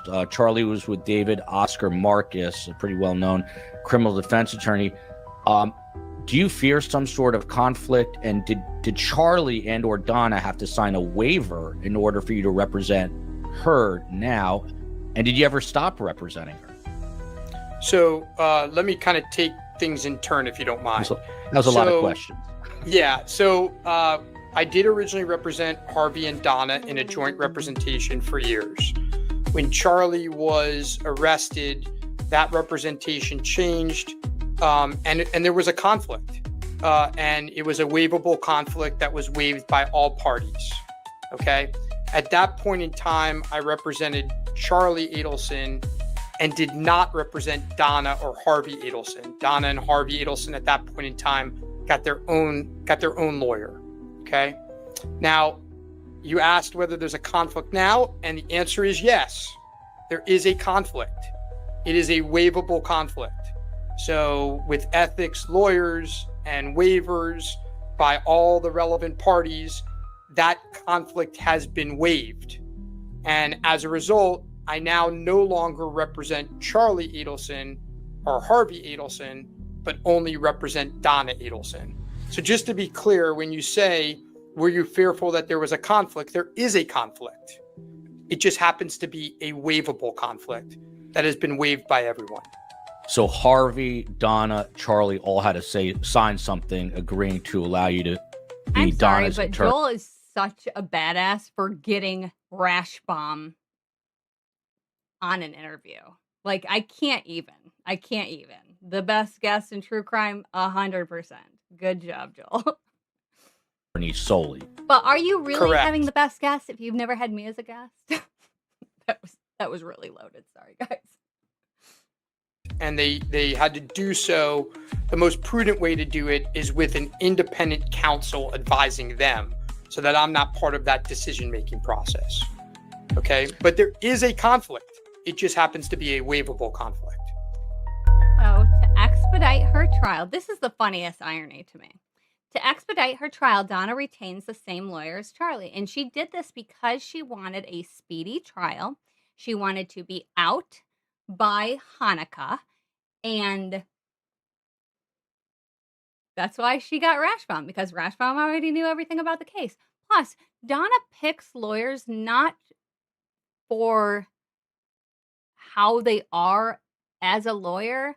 She picks who she's friends with, who she feels like she can control. And Rash Bomb, and I don't know if it's in this video or not, but Rash Bomb, yes, it was weird. Spill the crime tea. This was a weird interview. But Rashi says, like, I love Donna. Like, I love Donna. She's like my mom. Like, I really like her as a person. Blah, blah, blah, blah, blah, blah, blah, blah, blah. Oh, you're right down the street from... Then you live near me, too, Mrs. Jim Morrison. I live in upstate New York also. I know. I'm, like, so wanting to get a sinus infection just so I can go see Rob. Hi, I'm sick. So, yeah. So she picks Rashi as her lawyer because she's thinking she's getting out of jail, out of prison. Like, it's insanity. Okay, let's continue. Charlie signed the waiver. Sorry. Sorry about the squelch. Charlie signed the waiver and then waited until the day of Donna's trial to do this. Matt, first lecture. You may. 100% So, Judge, with the surprise issue. Tattletale says the family has to use lawyers that are similar to them, kind of dirty, kind of clean. And in my opinion, that's why she used Fulford. Fulford is accused of bringing her Apple Watch into the jail so Donna could make secret, non-recorded phone calls to Harvey. That's fun. And that's like, and a lot of people are like, no, that's just a rumor. No, it's not. It was reported by Court TV and it's in documents that I personally have. And it's funny because the documents initially that are on, if you go under Leon County, you can search for court cases. You can find the entire docket of the case.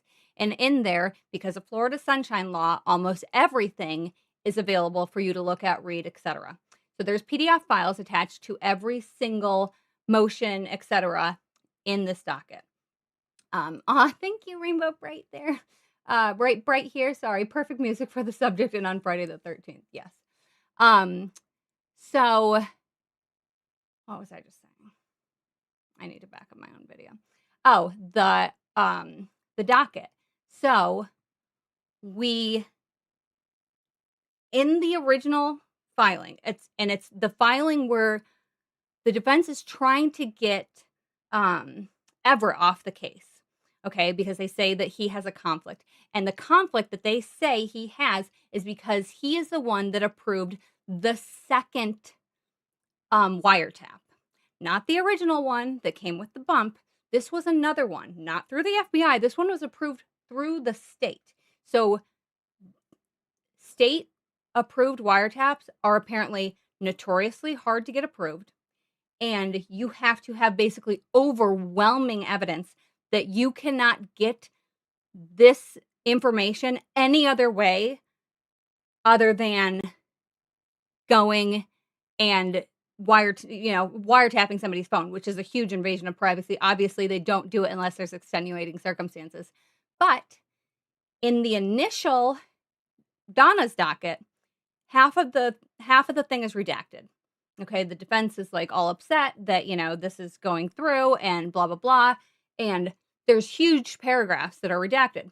So I went to the Court of Appeals website and searched up Donna there because that's where they were filing this. They first asked, to have him taken off. And then they sent this to the Court of Appeals to have him removed as the judge, Everett. And in the documents that are under the Court of Appeals, the entire thing is redacted or unredacted, excuse me. You can read every single word of that motion. And in there, it says flat out that Harvey was helping to, threaten witnesses, helping to coerce witnesses. And we heard one of those phone calls from what sounds like Drina Bernhardt. It was one of the first phone calls that was played in court. It was played by accident. I don't know if it was really by accident or if it was just kind of a cute thing because George is cracking up. And then whoever's on the stand too. What the hell is his name? Oh, now I remember Chris Corbett's name, who I was trying to think of earlier, and the other guy now. And he's up there introducing these phone calls, and she goes, "Hi, Harv," and they cut it real quick, and he's like this, and he's looking around, and Georgia starts like cracking up at the computer. She's like, "Oh, not that one." And yeah, so he's accused of bribing witnesses. And in there, it also says they are accusing us of basically colluding, of bringing in devices, which is illegal, to help that witness bribing. Which, I'm sorry, but Georgia's not a sloppy bitch. She's not going to say, this happened, Sanford. Thank you, Tattletales. She is not going to say that this happened unless they have proof. And they have video evidence of this. And they have the number of Jackie Fulford going to Harvey's line while they're there visiting Donna. Okay, so that was kind of an offshoot. Let's continue watching this. Okay, Charlie signed the waiver and then waited until the day of Donna's trial to do this. May I approach the lectern? You may. This is the only time we ever see Donna cry, by the way. So, Judge, with the surprise issues of the last couple of days, I have asked for my prior client's waiver again, and with the change of circumstances, he has decided not to give it. So let me be clear, I have a waiver in the past. It's from December 12th, December 13th, and an independent lawyer spoke to him as well, although did not get a signature on the waiver. So we had a waiver. We thought we had a waiver. We didn't think there was an issue. But given the events of the last 2 days, I approached appellate counsel to get a new waiver. Thought that was the right thing to do, obviously, and the cleanest thing to do. And I am not able to obtain that waiver at this point. So as a result, I need to withdraw from the case. Very well. Does the state wish to be heard concerning the withdrawal of counsel? I don't think I have anything appropriate to say on the matter, Judge. That is literally, I love Georgia. I want to hang out with Georgia. I want to have I don't even drink, but I want to have a shot. I want to take a shot with her. I don't think I have anything appropriate to say on the matter, Judge. And Everett just laughs. He's like, hilarious. Hilarious. Okie dokie. So, is it Gatita? Southwest Florida says, question, when does Wendy's police interrogation aired? Whose trial? So that was released in 2020, I believe. So this would have been the first, let me see the exact date. So yeah, that was January 11th, 2020. So that would have been right after Sigfredo was convicted. And now it's the funniest thing, Jared. It's just, she is just pure, just the most beautiful. The most beautiful. So funny. Oh, okay, Matt. I've not even heard of this. All right, so Matt Mallow has in Bird. He says it was odd that Harvey called Drina the day she got out, hiding behind the idea to see if she needs any help. But in fact, the idea was to let her know that he is watching her. What? Amazing. Okay. No, I know. Who just asked about, I just saw it in here. Has anybody seen Debbie Martin? Yes, YB. I haven't seen her either in a few. But granted, you know, we all need a break from this. I've literally been like not even on YouTube for months. I was just on it last night watching movies though. Like I still don't even have the headspace.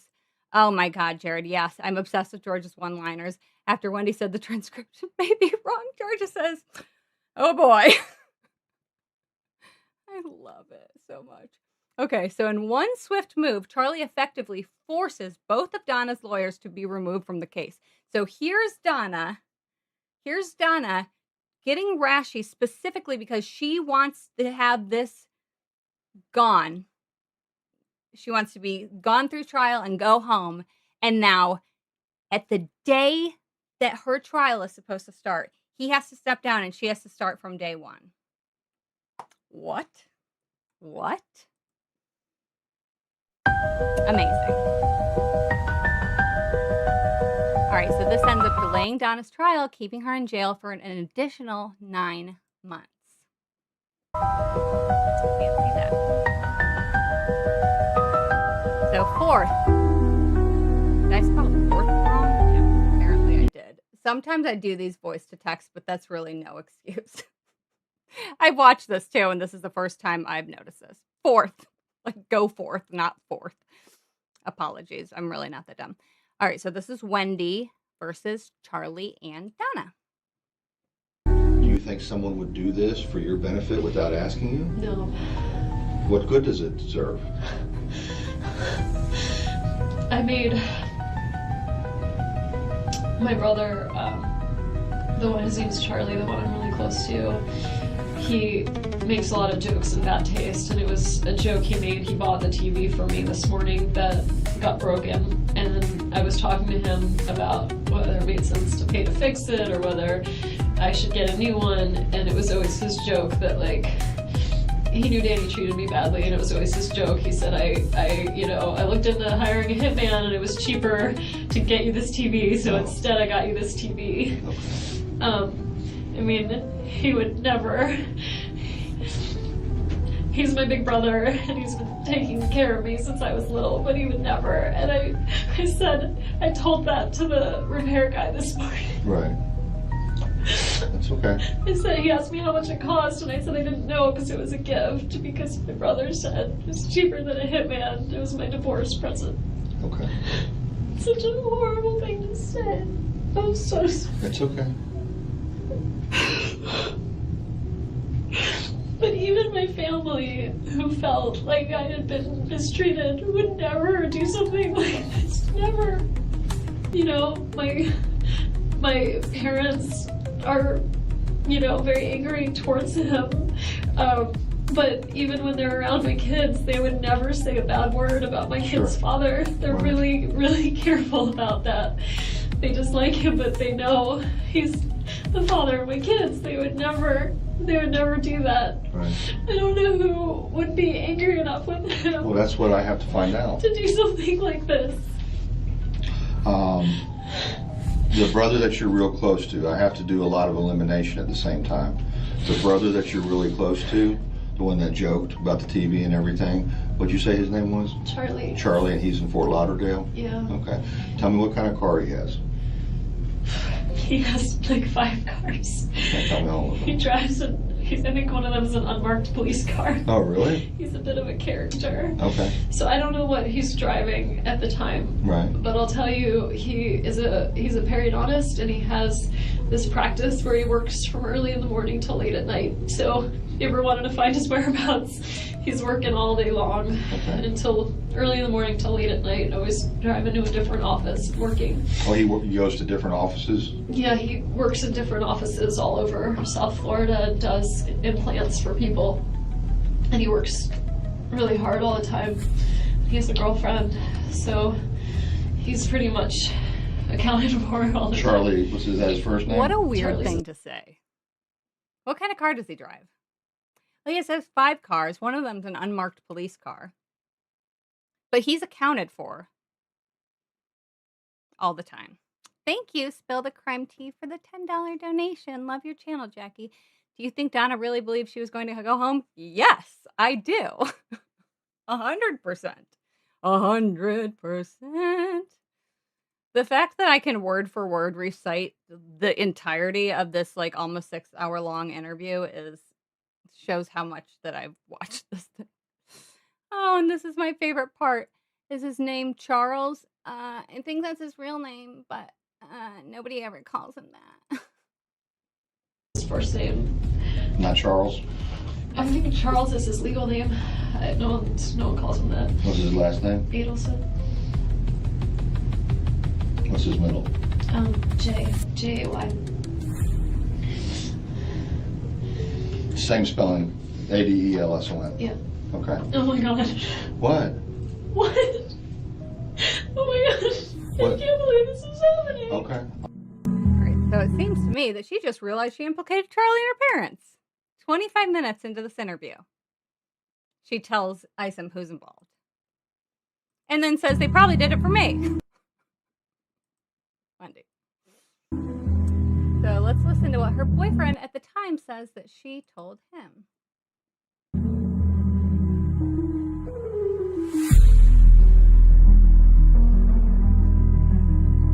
Let's say. I think it's probably I think it's closer to July, between June 20th and July 14th. I think it's closer to July 14th. Okay. She says, you know, Charlie. Charlie did actually look into having him killed last summer. Last summer. And he was told it would cost $15,000.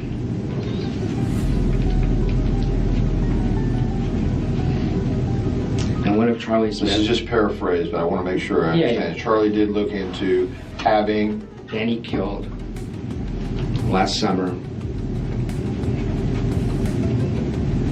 It would cost about $15,000. And that's not exactly word for word, but that's pretty close to what she said.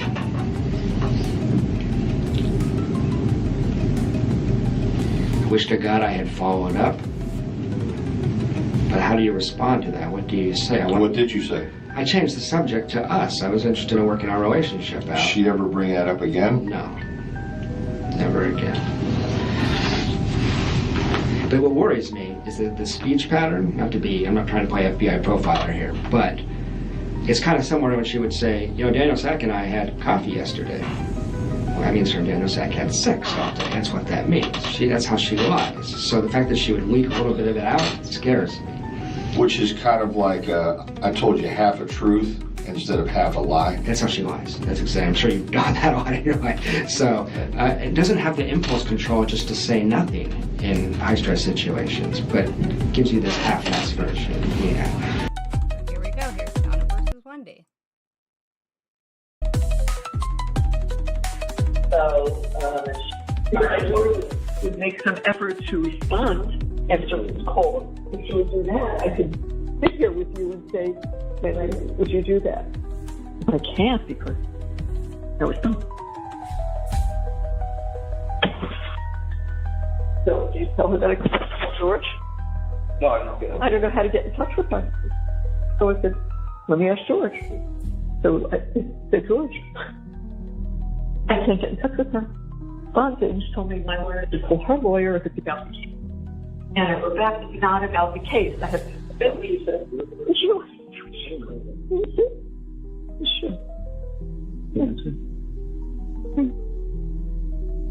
When I said, I just got off with Charlie, he's worried about you. He wants to know what, oh, because I said, yeah, we know you never ask anything about your brother, and she doesn't, and she told me it's because her lawyer said she shouldn't ask. But we found out it's not true. But we just got off the phone with him. My attorney said no. And he asked her attorney. Her attorney said, I never told her that. Well, I've never Okay, so do you hear that? So Wendy's been saying, since she was on the stand the first time, my attorney told me not to speak to any member of my family about the case. Well, they called her attorney, and they said, Wendi says that we shouldn't be, we can't talk to her about the case. And the lawyer says, I never said that. Interesting. No. So I wrote this last night. We know you never ask anything about your brother. This is 8 o'clock last night. But we just got off the phone with him, and the first thing he asked was, how's Wendi holding up? I didn't have the heart to tell him that you never called up or asked about him. I just said we weren't up to phone calls right now. Because if we are listening to what Wendi has been saying since the get-go, that she knew that none of her family had anything to do with this. So why wouldn't she be immediately supporting her parents when she finds out that Charlie's convicted, or calling Charlie?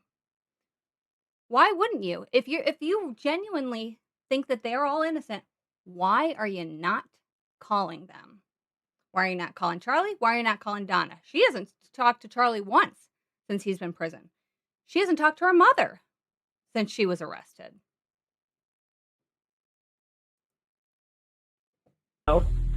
Everyone looks to protect you. I bet you've got a lot to think about. You've got a lot to think about. But then she didn't answer. But then I got another call from Charlie last night, and I said, just got off the phone with Charlie. He's worried about you. He wants to know why we didn't speak.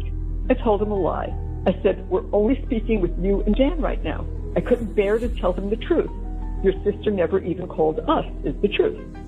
So she says, this morning, I thought she'd be racing over here last night. Yeah. Dear Mom, I know you are upset by the verdict, but the anger directed at me is not justified. I don't know how much anger. Really don't. I'm not responsible in any way for Charlie's situation. I am not guilty because I did not do anything wrong, and I was not involved in any way with Danny's death. When I was interviewed by the police and testified in court, I told the truth, as I was required to do. I cannot control how the prosecutor used my statement to Charlie's trial. Again, I didn't say that. Also, as you know, my lawyer has advised me not to talk to my family or anyone else about this case. No, about the case, which is true. We've never done it. I followed his advice despite your disagreements with this guidance. Please do not text me about this case anymore. Not about the case, is it? Not what I said. About her brother, and that he wants, how are you, Wendi? How's my sister holding up? She can't. If you have anything further to say about the case, please go through our lawyers. Right now, I have to be singularly focused on taking care of the boys during this difficult time. So I wrote back, okay, we have no desire to speak with you about the case.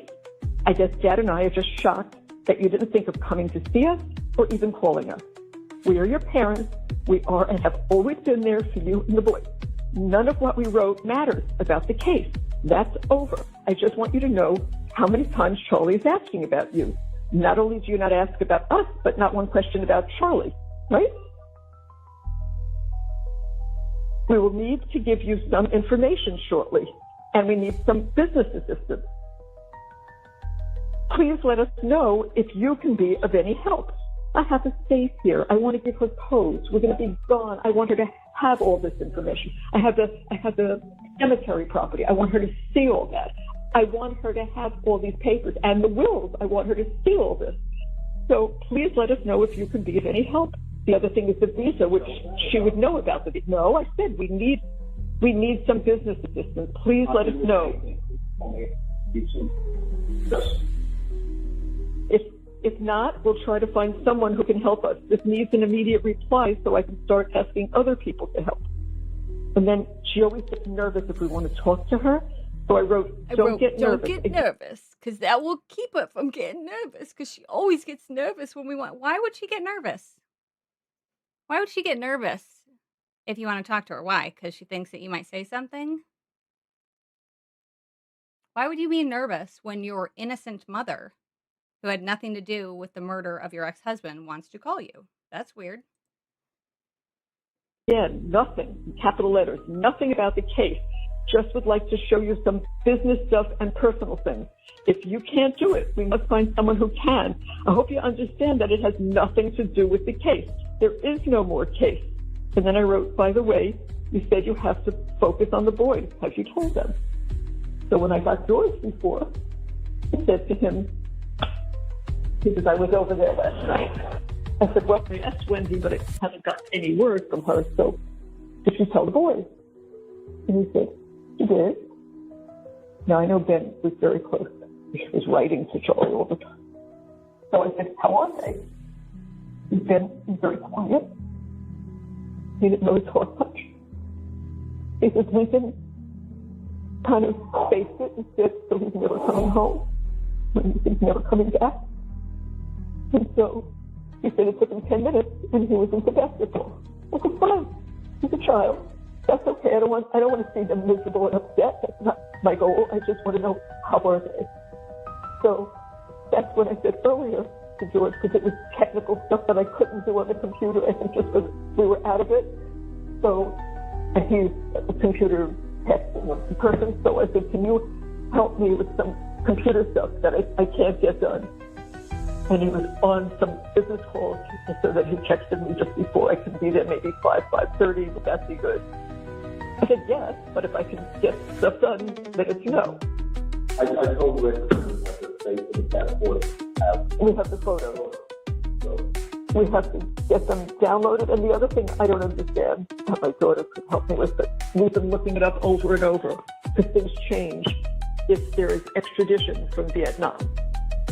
Because we've looked at all the places. I mean, I could go to Korea and China, but there's no extradition. But we're looking for places where there's no extradition. In 15 minutes. Who? Really? Good. Maybe she knows about. Maybe she can look up the extradition issue before we waste our time. Is she going to tell on you that my parents are thinking of leaving the country? My lawyer told us to do that. Okay, but if you mention it to Wendi, is Wendi going to tell somebody? Well, you tell her beforehand. I need to tell you something as an attorney who doesn't talk and has nothing to do with the case. It just has to do with Mom and I and some decisions that we have to make. Yeah, I know you want to bring her up and show her where everything is. Because it's a plane crash, no one's going to know where anything is or who belongs to what. So I would like her to come up here so she can see it. I don't think that's asking too much. She can live 3 hours away. Every time she says, can you do this? Can you come here? Can you do this? Everything. How many times do we have plans that I really can't and have to cancel? Wendi needs us for this. Wendi needs us to babysit. So we've been really good nannies, and I guess our job is up. Because now the boys are older, they can go out with friends, they can do things on their own. So she doesn't need grandma and grandpa. Okay, pretty hurtful. I have one son that I don't speak with. I have one son who's close to being dead. And my daughter, whom I love, is doing this. I don't get it. I don't get it. I said to Harvey, I swear to God, our family was cursed. Absolutely cursed. And I don't know how to take care of it anymore. I have one son that I don't speak to. I have another son who's almost dead. And my daughter, who I love, is not speaking to me. I said to Harvey, our family is cursed. And I don't know how to take care of it anymore. She's pretty pissed that Wendi has basically used her to raise the kids, and now that they can take care of themselves, Wendy's like, you're dead to me. So Wendy's distanced herself from the family, and Donna feels used and discarded 100%.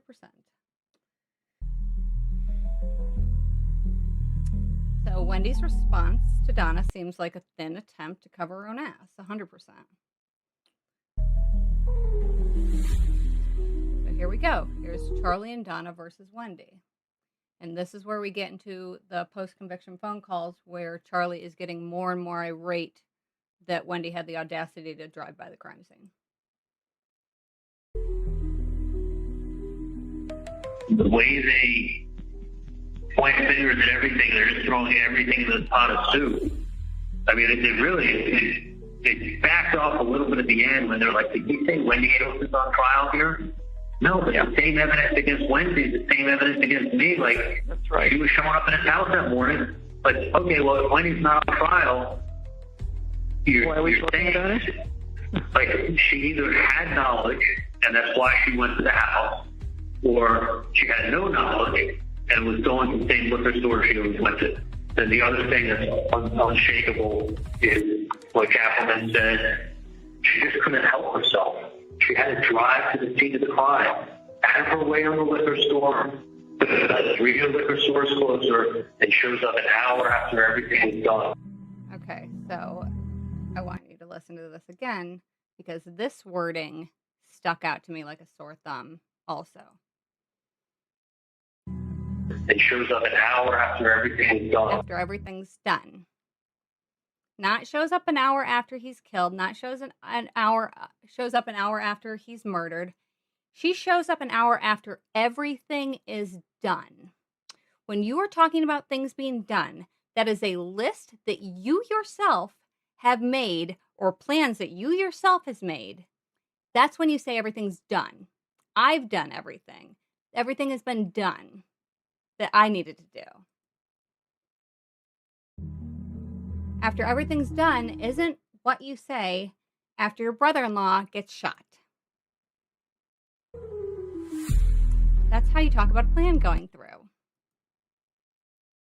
A plan that if Charlie was involved in, then Wendi definitely was, in my opinion.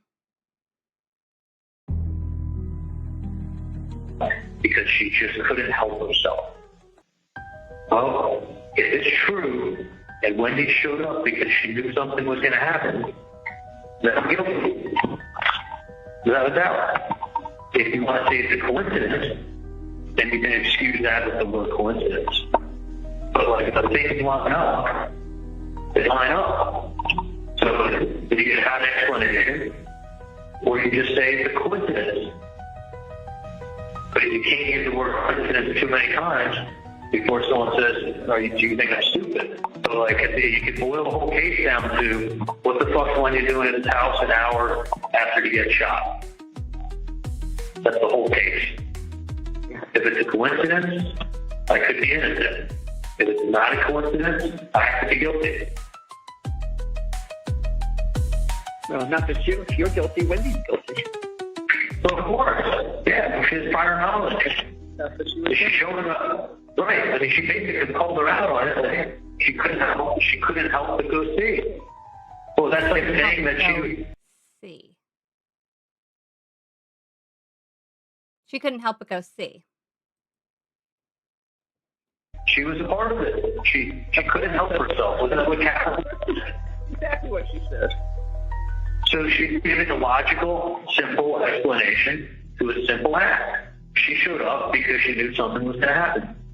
Why else would she? What else are the chances of Wendi leaving her house 7 miles away, looking to drive down any street on that date, at that time, an hour after everything happened, for one reason only? Not an hour after he was killed, not an hour after the murder, after an hour after everything happened. And I have another video where I go over and say over and over, and I think I can find it relatively quickly.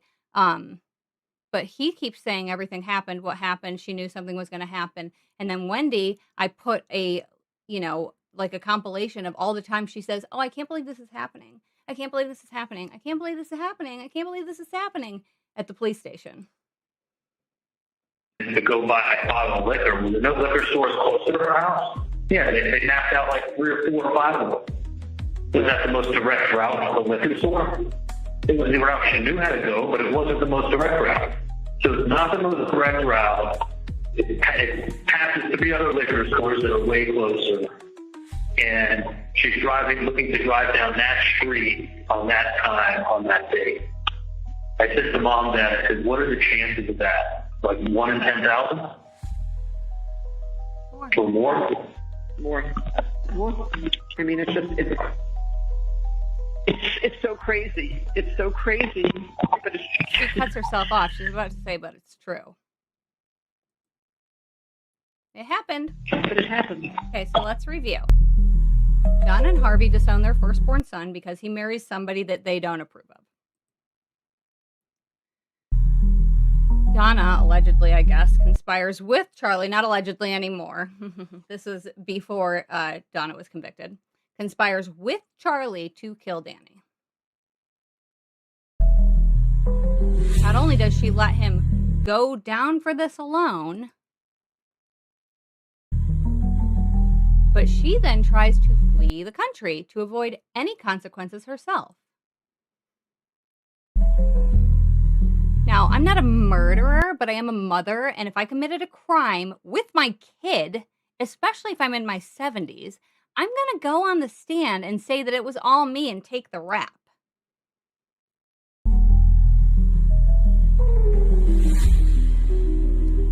Charlie then sticks it right back to Donna by revoking his waiver of conflict, forcing her to restart everything from scratch. This keeps her in jail for another 9 months, and as we all know, she wasn't too happy about that.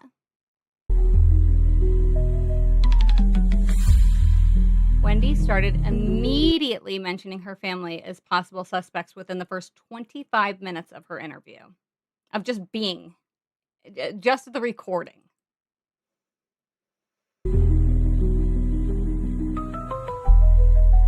Jeffrey Lacoste even tells Isom that's how she lies, that she has to say something and lacks the impulse control not to.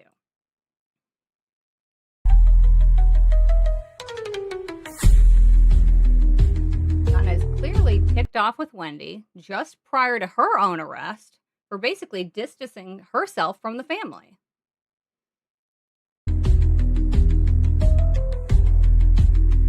Wendi had no contact with Charlie during his incarceration and likely has no contact with Donna now either. And as we've learned at Donna's trial, that is correct. She never spoke to Donna again after Donna was arrested, which is fucking wild. That's your mom, and as close as they all claim to be, I'm sorry, but if my mom was in jail being accused of killing my ex and she had nothing to do with it, I would make sure that I made her life as good as possible during that time. I would make sure that she knew that I was fighting for her, that I would be buying her commissary. I would be taking care of her. Like, I just can't believe this.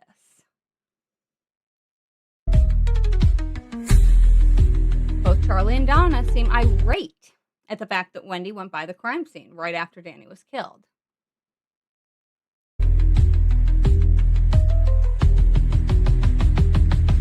Charlie is 100% convinced that that was the most damning piece of evidence against him. And it doesn't look good.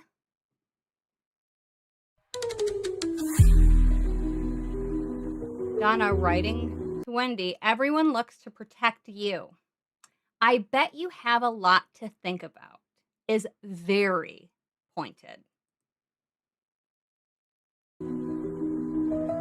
It's unreal. The entire plan was done for Wendi's benefit alone. Sure, Donna enjoyed being close to the grandkids, but it was mostly for Wendi.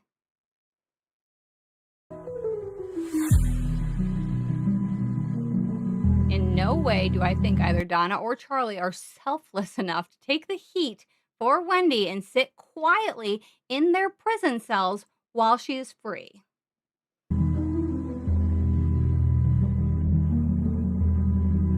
I think the desire to even the score with Wendi will trump any need to protect anyone, including themselves. And I think once every avenue has been gone down and been retracted, I don't see Charlie not cooperating to have a chance of freedom.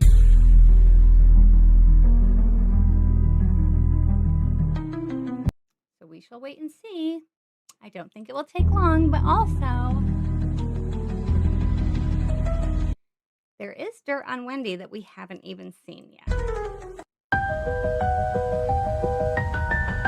And as Georgia says, stay tuned. 100%. I don't see Charlie sitting and being fine with, himself rotting in prison while Wendy's out living her best life. I mean, he had an interview right after Donna's conviction. Okay, he did a phone interview with somebody. And he says in this interview, Wendy's getting her affairs in order.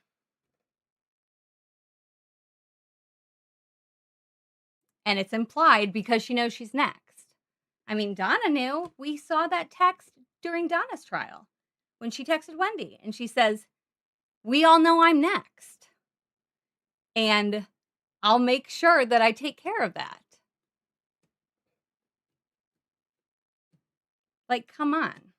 Come on. And I don't think the state's going to go in there and say, hey, you'll get out, Charlie, if you roll on Wendi. I don't think that's what it's going to be at all. But I think even giving him an offer of having a chance of parole would be enough to make him talk. The person that Charlie is, from what we have seen of him, and trust me, I've listened to all 24 hours plus whatever it is of the bump calls through Charlie, that his entire identity is being better than everybody, more wealthy than everybody, and being above everybody else in his life. That is what he prides himself on the most. So this is the absolute worst thing that can happen to a person like Charlie, because now he is sitting his ass in prison. He is nobody. He is on the same level of all these other people that he likely still looks down on. And he can't use any of his, status or, I'm a periodontist, or wear his scrubs out. I mean, granted, he's wearing scrubs 24/7, but we all know he's not a doctor now, saying I'm an ER doctor, blah, blah, blah. I have a boat. I fuck 19-year-olds. I am the best man ever. I'm so cool. That was his entire MO, is just being untouchable. And all of that has been taken away from him as he sits in prison and is a number and is Adelson, get over here, and you can't put a blanket over your freaking bunk to jerk off. And if somebody hurts your toe because they swung your door open too much, I mean, we've all seen the video of that, more than likely, of Charlie getting his toe crushed by the door, and the way he goes off on the people that are, sitting there. Are you stupid or something? I mean, he calls them every single name in the book. And he's going off because he just can't even believe that he's being treated like this. Charlie, you are nothing anymore. You're nothing. And I think if he gets a chance to be anyone again, even if they say, hey, listen, because murder 1 in Florida is life without parole. There are no other options. If you get convicted of murder 1 and you don't have some sort of plea deal, you're convicted by a jury for murder 1, your life without parole, there is no getting out. You will die in prison. Okay? I think if the only thing they did was say, listen, we'll give you an option of parole after 30 years. I think that would be enough.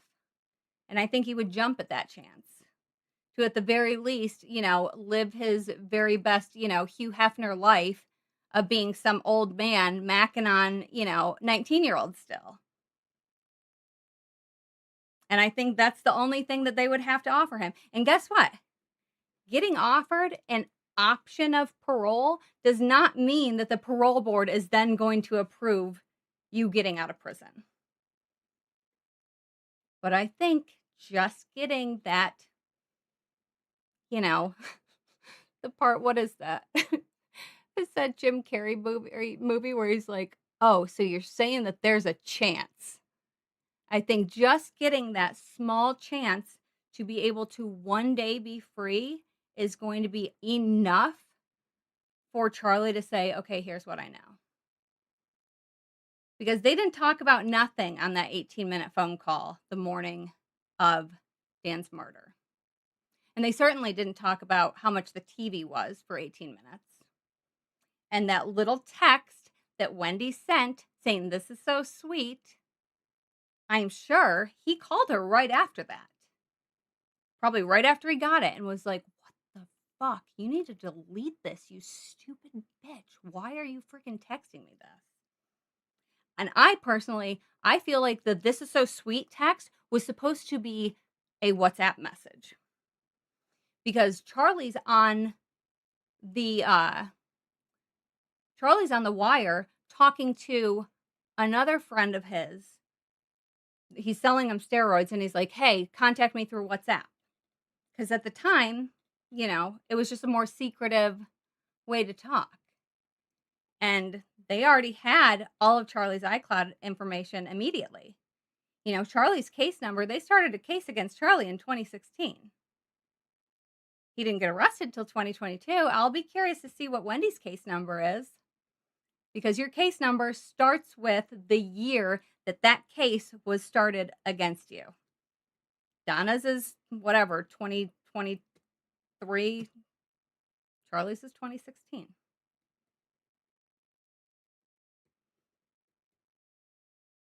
I think he's rolling. I think he's going to roll like a fucking snowball down a hill and get faster and faster as he goes. Jolie says Charlie might make a deal for Wendy's Frosty. Probably. I mean, his life is so changed from what it was on the outside. He has been completely humbled, degraded, and I just don't think that he is sitting in prison and not thinking every single day, fuck that bitch.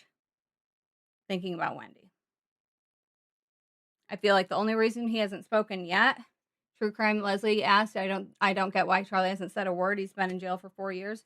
He's holding out for an appeal. I think one of the main reasons that Charlie wasn't going to say anything to begin with is because he had loyalty to Donna. And then I think after, now they're both in prison. So now the two of you are in prison, and the person that you likely did this crime for and with is out living her best life. Nope. I don't see him sitting there and being okay with that. Not for a second. Not for a moment, not for a blink of an eye. I don't think so at all. And I don't think he's ever going to just sit and take the heat and let Wendi stay out. The kids are almost grown. Okay? They're almost to the point now. First of all, everything with Dan would have been likely resolved by now with the kids. Wendi could have probably been living in Miami, maybe even years ago. This was 2 years after they broke up. Shit is fucking in the trenches 2 years after you break up with an ex and there's kids involved. I know. I was divorced from my ex-husband and we had 3 small kids. It is rough. Those first couple years are rough. And you were in it and it feels like you're never going to get out of it. Like, I get that. But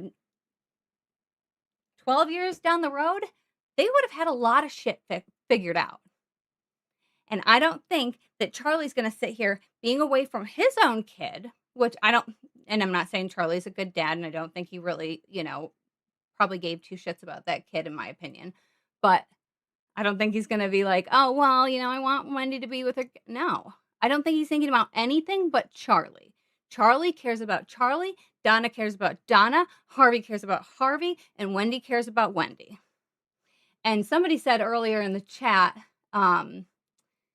basically that, you know, Harvey was pretty brazen and fearless to be in the, you know, to be in the courtroom the whole time. I think in his mind, I mean, nobody went to Charlie's. Not only did they not go to Charlie's case, not even one day, but they were not even at their house when the verdict was read. And I think that's because they didn't want to be somewhere where everybody knew where they were. You know, so they don't support their son at all. Oh, well, your parents, we love you, blah, blah, blah, blah, blah. You're our best friend, Charlie, I love you. They're not there one day. And, you know, they just don't, nobody gives a shit about anybody in this family. Everybody is, what can I get out of you? And once I can't get that anymore, we're done. We're done. Like, that's it. That's it. That's it. It's crazy. It's crazy. No. No support. Yeah, exactly, Victoria. Roman's growing up. You know, if he can have a chance to ever have a real life again before he dies, I think he's going to jump on that faster than a chicken on a bug.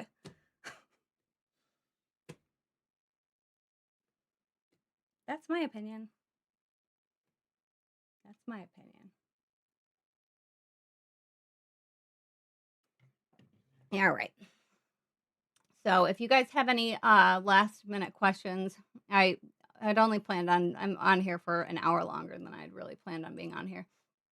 But yeah, if anybody has any questions, put them in the chat. Now, I'd love to think, you know, do you agree with this? I feel like we've gotten a pretty good beat on the type of person that Charlie is. I think we've gotten a pretty good beat on everybody. I mean, we have hours and hours and hours of conversation between them.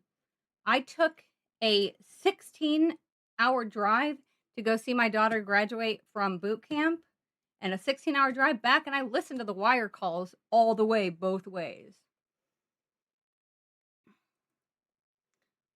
Was there a subpoena out for who, Jolie? Annie Cunningham? Yeah. Yeah, I agree. Tattletales that Charlie cared enough about Donna to take care of the golden child, Wendi. Mm-hmm. Yep. Gatita says Harvey's tiny little beady eyes as he watches and listens to the witness against Donna. To me, he was planning something. Yeah, he wanted to see how this was going to go, probably, you know, first out. And I think it would have looked more suspicious if he decided not to go. This is your wife, for God's sake. Yeah, Denise the Meadow. They were hiding out with Annie Cunningham. Yes, they were with Annie at the time.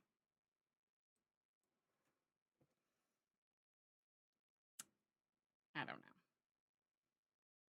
I do know. I feel like I have a pretty good beat on people. My intuition is usually spot on, like insanely spot on.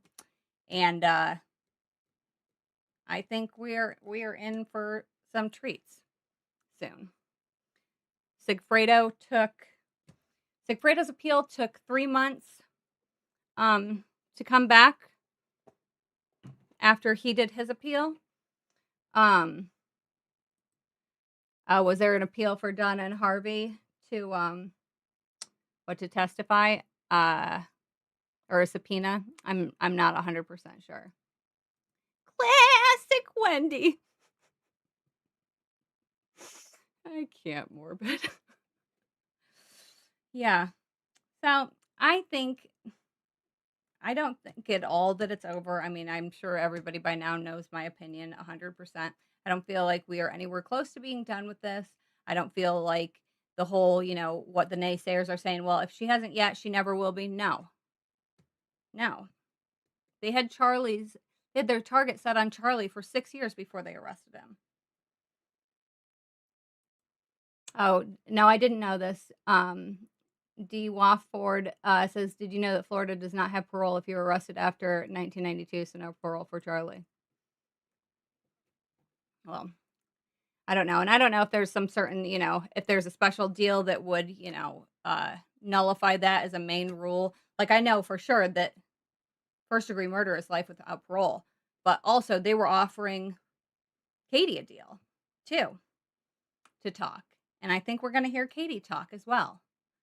Because now she's been away from her kids for 10 years. It's a long time to miss out on your little kids' lives. Any kids' lives. It's crazy. Yeah. Julie says 100% Charlie flipping as soon as he's offered something. And I think that's why there's the rumor out that, we're waiting for the appeal. Wendy's nice, like Denise Williams, it's going to take forever to get her caught. Something really exceptional is going to have to happen. Maybe Tattletales. Leonardo LaRocca says, done. I love it. Yeah. So that's all I have to say about that. And I will be on next Friday, barring anything crazy happening. I still have a video that I need to get out, to get edited, to get out to everybody, which hopefully I can share with everybody. But I appreciate everybody being here, and I love you all so much. So I will see you all soon. Oh yeah, that's a good point. Jolie says it's a semi-federal case with the FBI, so I believe that there's something that they can offer Charlie. I still can't believe Katie had a chance to get out. I know, and I have let me go to it real quick so you guys can look at it.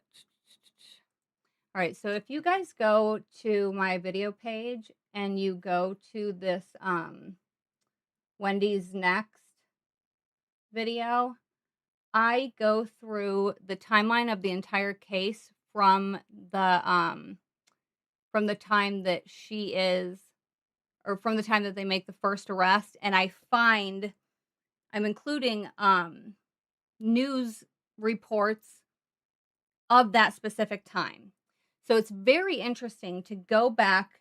It's a 2-hour video, but it's interesting to watch, because going back and hearing what people have to say at that time it's a real wild ride. So I would highly suggest that. I would highly suggest watching this Grish and the Owl one. And then also, I believe it's this one. Does the beach prove that Wendy watched the murder? Okay, maybe I can find this clip really quickly. Hold on, guys. Because this is the video, I'm pretty sure, where Charlie says, maybe Wendy was there. All right.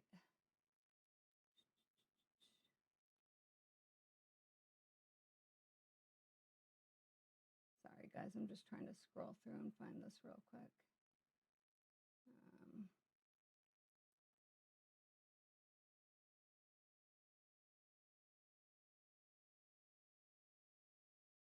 Maybe it isn't in this one. When I find that clip, I'll put in a short. I'll try to release it sometime this week. But I think we have a lot more to see, a lot more to find out. And I think it'll be fun. Okay, guys. I love you. I hope you have a great rest of your day. Hope you have a good weekend. If you're not in upstate New York, I hope you're enjoying the weather. It was 70 degrees here for like a week, and now I have 4 inches of snow on the ground. So, all right, guys. See you later. Bye.